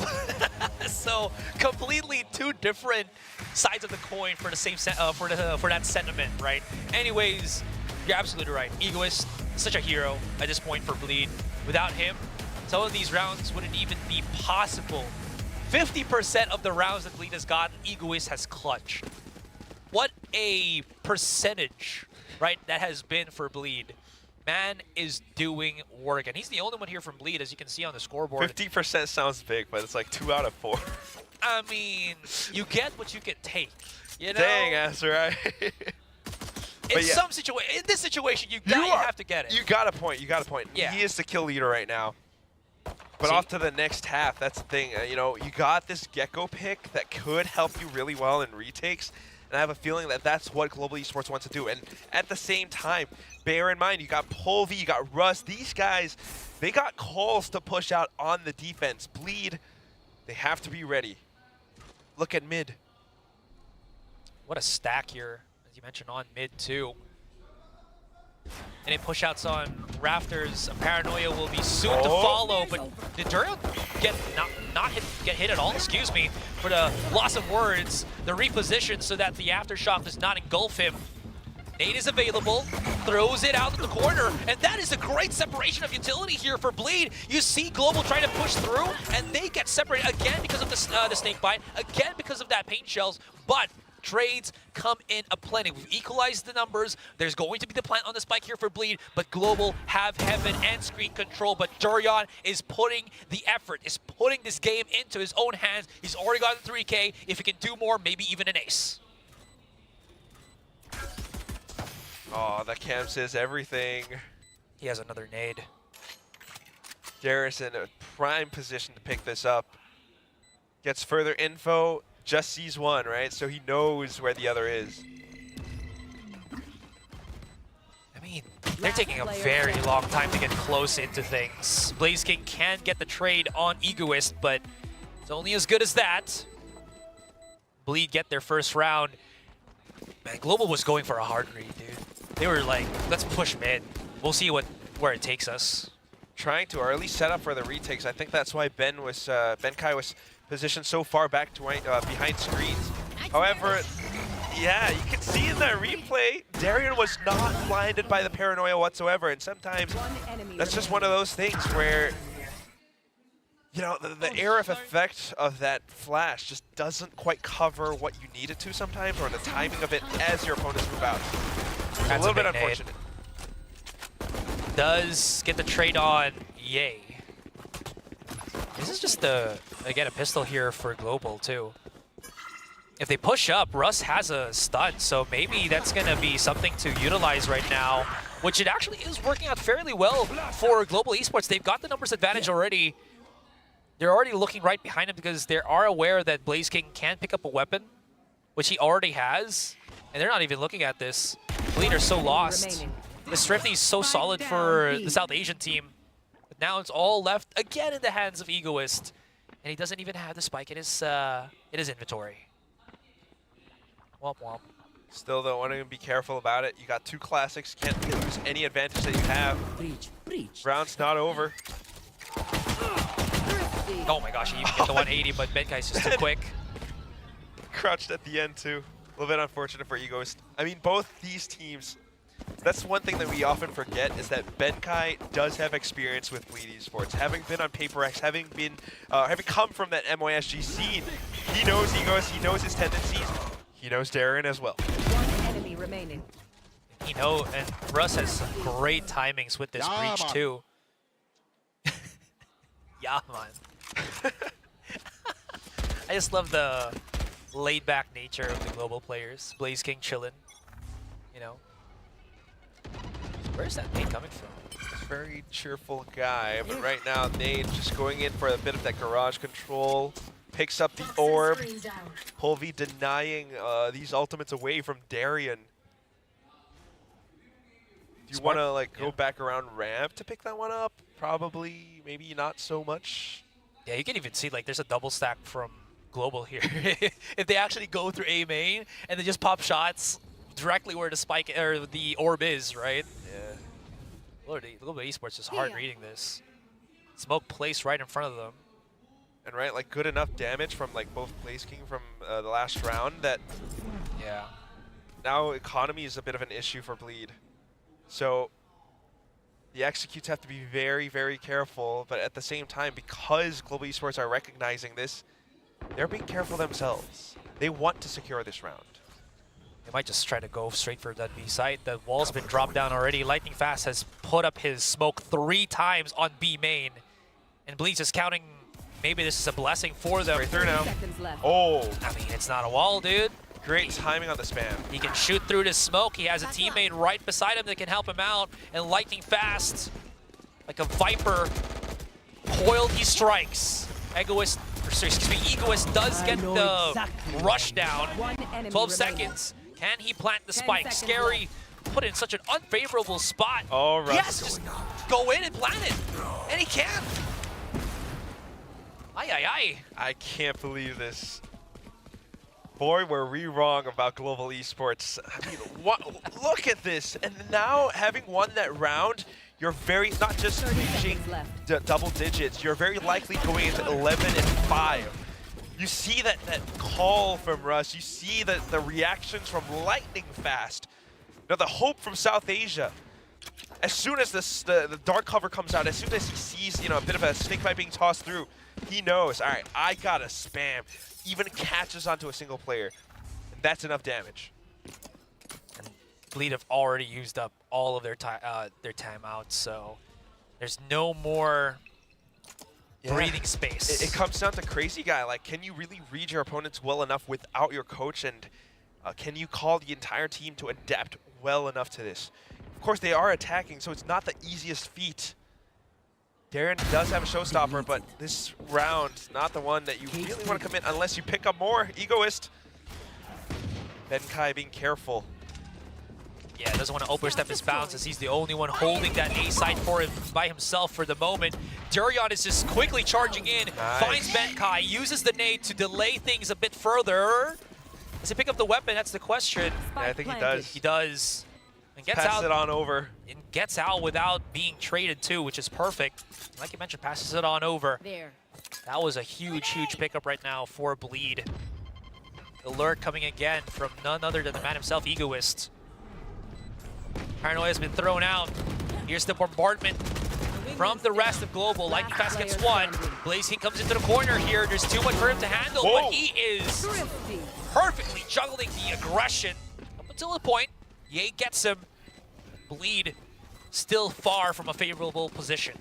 And a great thrifty round at the very least for Bleed to pick up. I mean, yes, Ye got the final one, but you got to remember, It starts off with Egoist just walking up ramp. This shot with the Sheriff. Russ wasn't expecting that, because who just walks up? And then, of course, Darian to commit along with that showstopper. Gives them a little bit more breathing room, a little more space, picks up the Vandal. A great way to bring Bleed back into the game. It's not over yet. Oh, wow. There is a world where Durian can get a pick on Polvi, and that world is now. That world is here. We're living in that multiverse, ladies and gentlemen. Durian does not come into the fight here. Just lightning fast is into the corner, but a quick flick and a quick shot does get that 1-for-1 trade. BlazeKing now just frantically shooting through B main here, as Bleed have gotten themselves that numbers advantage. Don't really need to overpush right now, Quack. They still have Egoist holding the lurk once again on A main. He can start calling in his teammates all the way around here. They're not really afraid of that mid call. Actually, no, there is a ping there. But once they start clearing it up, they should be feeling a lot more confident to start pushing it onto A, which, lo and behold, does not have any Cypher traps. Precisely the rotations that Bleed needs. Gives them the A site. However, take a look at what Global Esports has in their inventory. I feel like this Thrasher that BlazeKing has, along with the Wingman, not to mention Russ's full kit, might be useful for a retake. So as soon as they confirm that the site hit goes towards A, now just setting up for it, Russ needing to kind of stay alive or at least pick up a frag, but unfortunately does not go his way. 2-on-4 now, nah. Yeah. I think you gotta save. Yeah. Just looking at the creds for Global Esports, don't really have anything to buy back into that next round, so Bleed Esports live to fight for another day. And the formula from what it looks like, Quack, is two things. Egoist staying alive to threaten the lurk, and Durian just having to get good and beat out Polvi's game. Having to get good and beat up. It's literally just that. True, true. He did do that in this round. Yeah, exactly, right? Polvi's been such a thorn on Bleed's side for a very long time. There's no answer to him. So what it seems to be Bleed's answer is, Durian, go kill, and if it works, we can work off of that. Yeah, get good. It's just funny how that is phrased, but it's absolutely true. This time catching the timing onto some of these players. And then, of course, you know, while he might have fallen to lightning fast, it's that response from the rest of the team. So quick, so good onto it. Of course, though, that's it. Now that Bleed are slowly starting to climb back into the game, Coach Spin pauses the game. Calm down. Yeah, calm down. Let's see what we can fix. But you got to keep in mind, although it is the timeout that he called, Lagia gets to talk to his team too. That's very true. The more that you can force Global to do that, the more that Bleed can start building things up once again. And Lagia's face, completely different from that last timeout that they've got. He's listening in intently as well, nodding in agreement.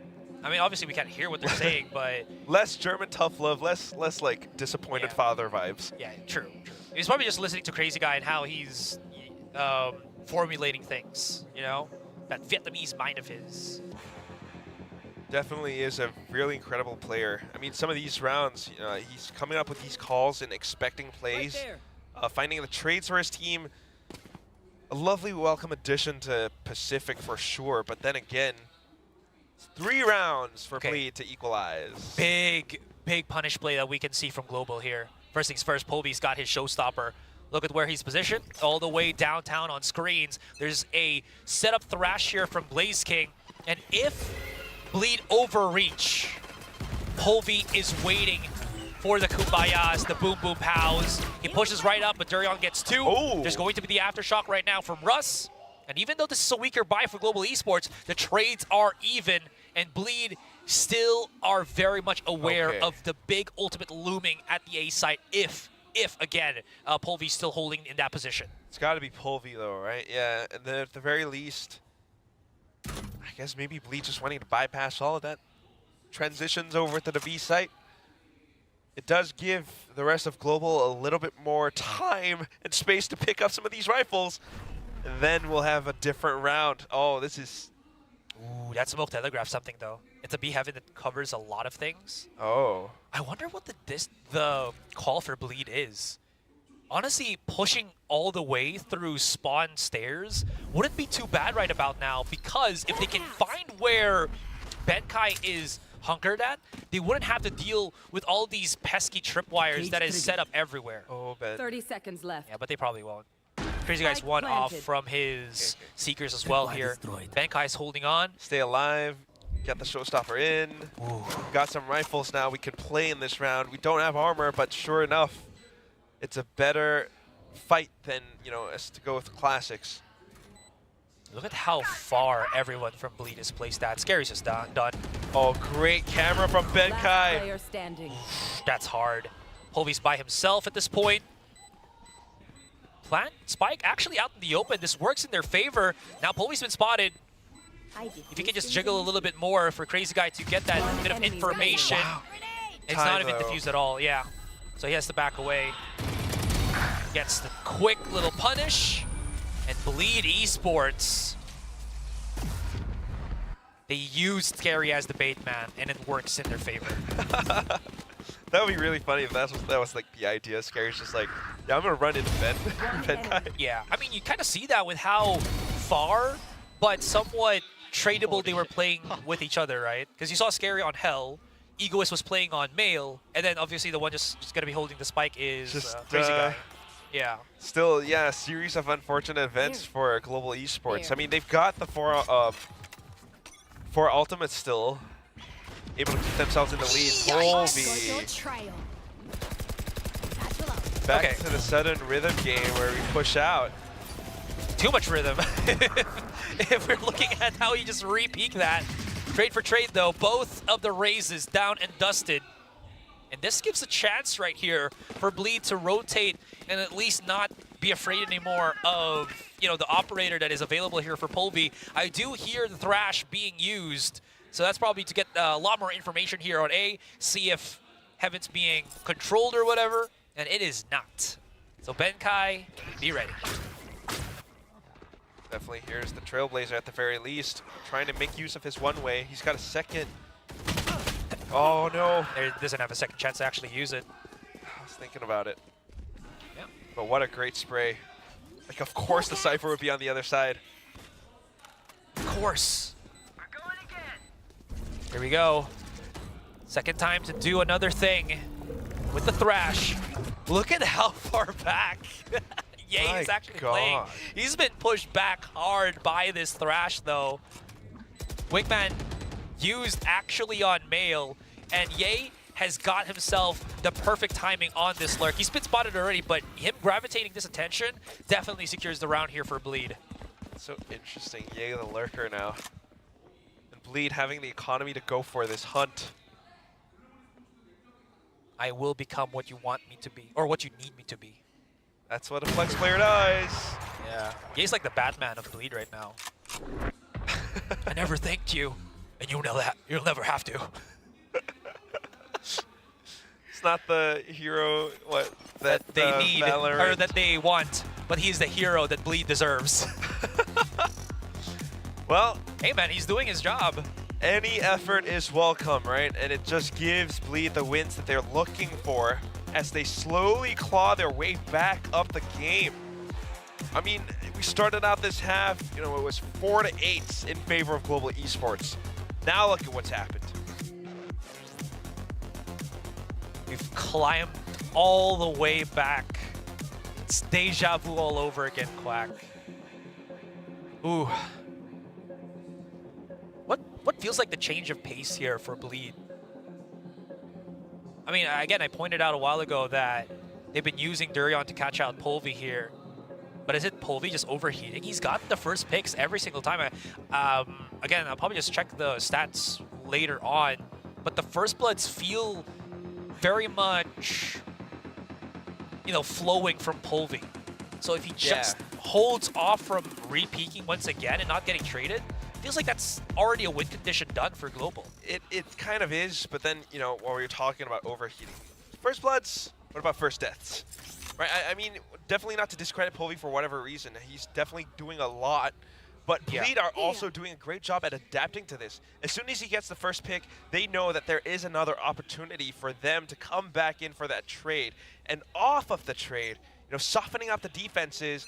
On a map like Split, without the numbers, it's that much easier for Bleed to break through. So Russ now, fault line connects, but doesn't really do all too much. It's a bit of information at best.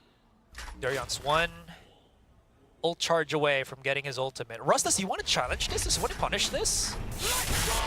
He will. And no picks will be garnered. Darion's just charging it in. That's gonna get punished. Lightning Fast comes back into cover, and Bleed somehow should be at least bombarded and wiped out, but they're holding on. Benkai gets the 3K though. And the man himself is creating opportunities, is creating moments for Global Esports and for himself. 9-11 and Global strike back. Great response coming in from Global Esports. I guess that's what the timeout was for. Bleed trying to adapt to the rhythm of it, trying to get a sensing for how this is played. They knew that Russ had the Rolling Thunder. Of course it was sensed out. But at the same time, I think Darian just kind of thought that he would be able to punish Russ that quickly, that easily. Thought wrong. Lightning Fast was around the side. Benkai arriving on the scene on time too. Picking up the quick double, and then Ye turns the entire round around on its head. I just love how that's the reaction for Global here, right? One mistake, one slip up is all it takes for you to really get punished by it. Crazy Guy is nursing an operator right now on attack. Darion spots it. He gets one. That wall saves him. And Russ trying to get any form of contact, any form of trade, gets denied, and himself in the process as well. Benkai gets a couple of kills, but he can't do what he did in that last round, leaving Polvi in a 1 versus 4 with an operator in hand. You know it's not going to happen, so he just backs away smartly. Take the 10-11 already. Global still has a lot more plays to do, and just use this time to talk about it once more. Yeah, why not? But as it comes down to it, this match down to a knife's edge, Bleed slowly clawing their way back in. This still could become Bleed's game. This still could be an elimination match for either of these teams. Bleed showing that they definitely still have what it takes. Darren with the showstopper, able to be the catalyst for the team as he dives through. I love how you mentioned that, because these two, they know how important Kickoff is. Right? Masters Madrid. Masters Madrid, and I mean, anyone who wins Kickoff gets, what, plus 3 points? Champion points? That's a huge, huge thing to bring in to a team, if we're talking about Bleed at least, that just came from Ascension Pacific not even a year ago. Last year, but not even close to a year ago, just a couple of months ago, which is crazy to think at the least. Yeah, Bleed is a team that really knows how to grow and adapt together.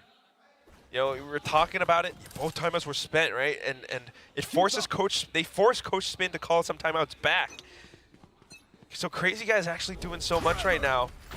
Of course, back into it. Darian and Egoist. You can feel their impact in the server as they pick up more frags. Off to the next round, though, without the ultimates, can't go in just as fast. Taking a bit of a breather. Yeah, I think they're just trying to find some kind of a path, some kind of a route into the site. And the route could be A. They're leaving Egoist to play on that A main. But I mean, there's still so many pathings, right? As long as you can get that mid, you can obviously transition to B main, mail into A heaven. But they gotta make something happen now. I think they're using up a couple more extra seconds just to see if there's any over pushing. Yeah, check from B. from Global Esports.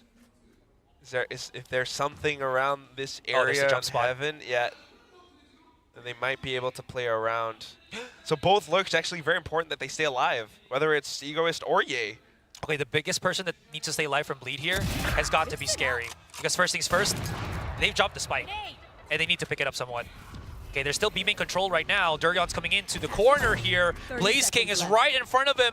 Trigger Discipline could provide some dividends, which it does. And Blaze King is holding on. This is going really, really bad for Bleed as they get unraveled. They took too long. And again, Spike's gonna have to be brought into that A site.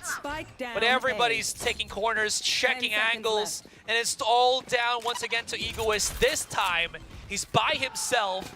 Right in front of him is Polvi, and Polvi jettisons Global into series, into map point, into eliminating Bleed from Kickoff. Such high stakes, and all it took was Blaze King to hide around a corner. Oh, that feels like justice. 30 seconds Oh, that feels like he's winning this match for his ex-teammates on Boom Esports. 3 kills back-to-back in such a fashion. Polvi picking the next one up. And it's just Bleed starting to feel like that pressure is mounting up on their shoulders again.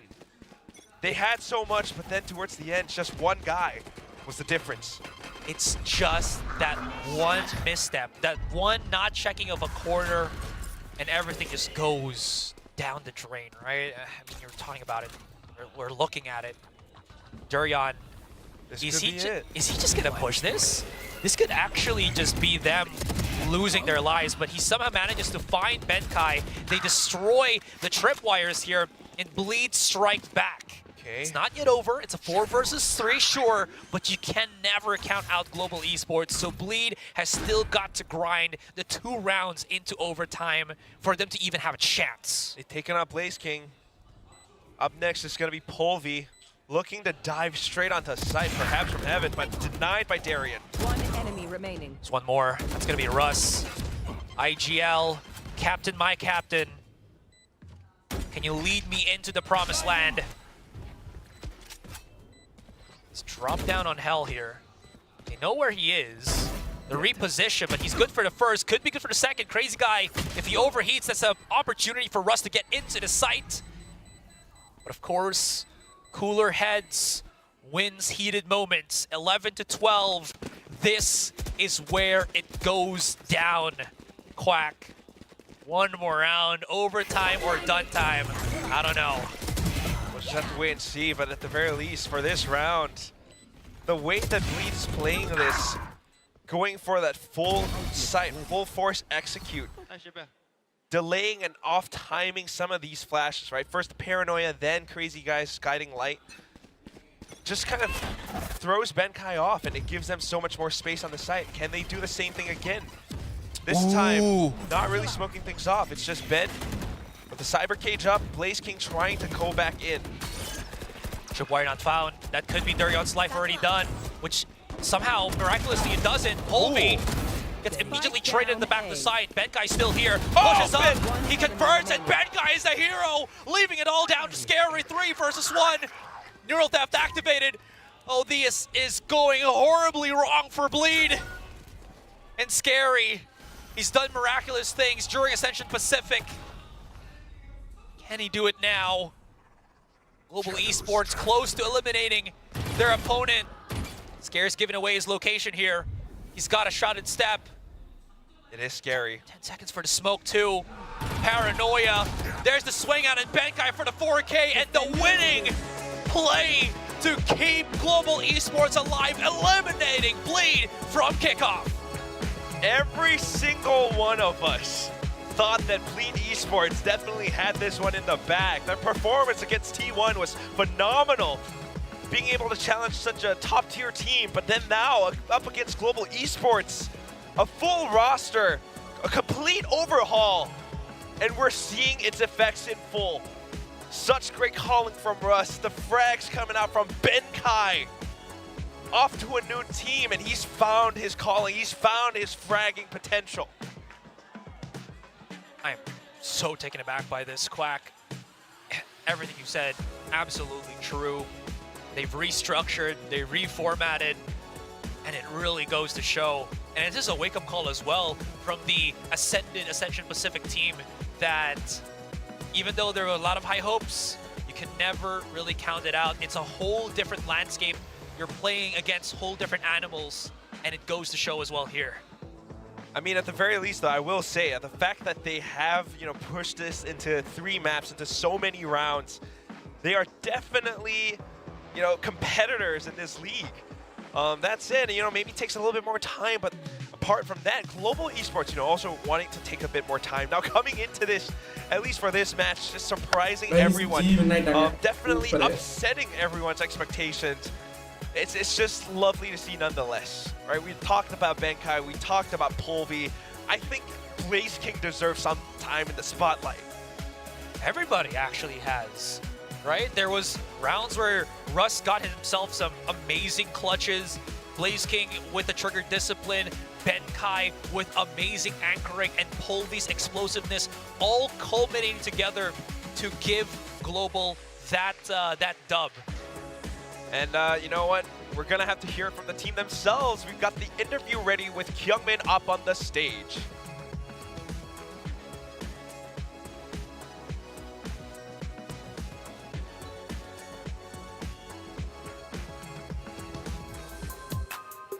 Nice for the elimination match for Kickoff. Congratulations, and with Polvi here.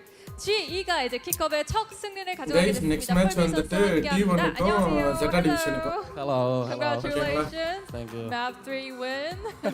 I mean, you proved how strong GE was. I mean, our mentality was very strong. Even though we threw the map 2, like whatever, we went into map 3 like high energy, high vibes, and we just didn't give up. Yeah, it was really nice. 네, 맵 2에서는 조금 어려운 모습을 보였지만 맵 3에서는 훨씬 더 발전된 모습으로 멋지게 맞출 수 있어서 정말 좋았습니다. I mean, but one thing I Okay guys, I think 636.5 malah T1 versus I mean, they were okay lah. Nambah ada apa-apa. So, what can you tell guys, them? bye. I mean, I hope now some people have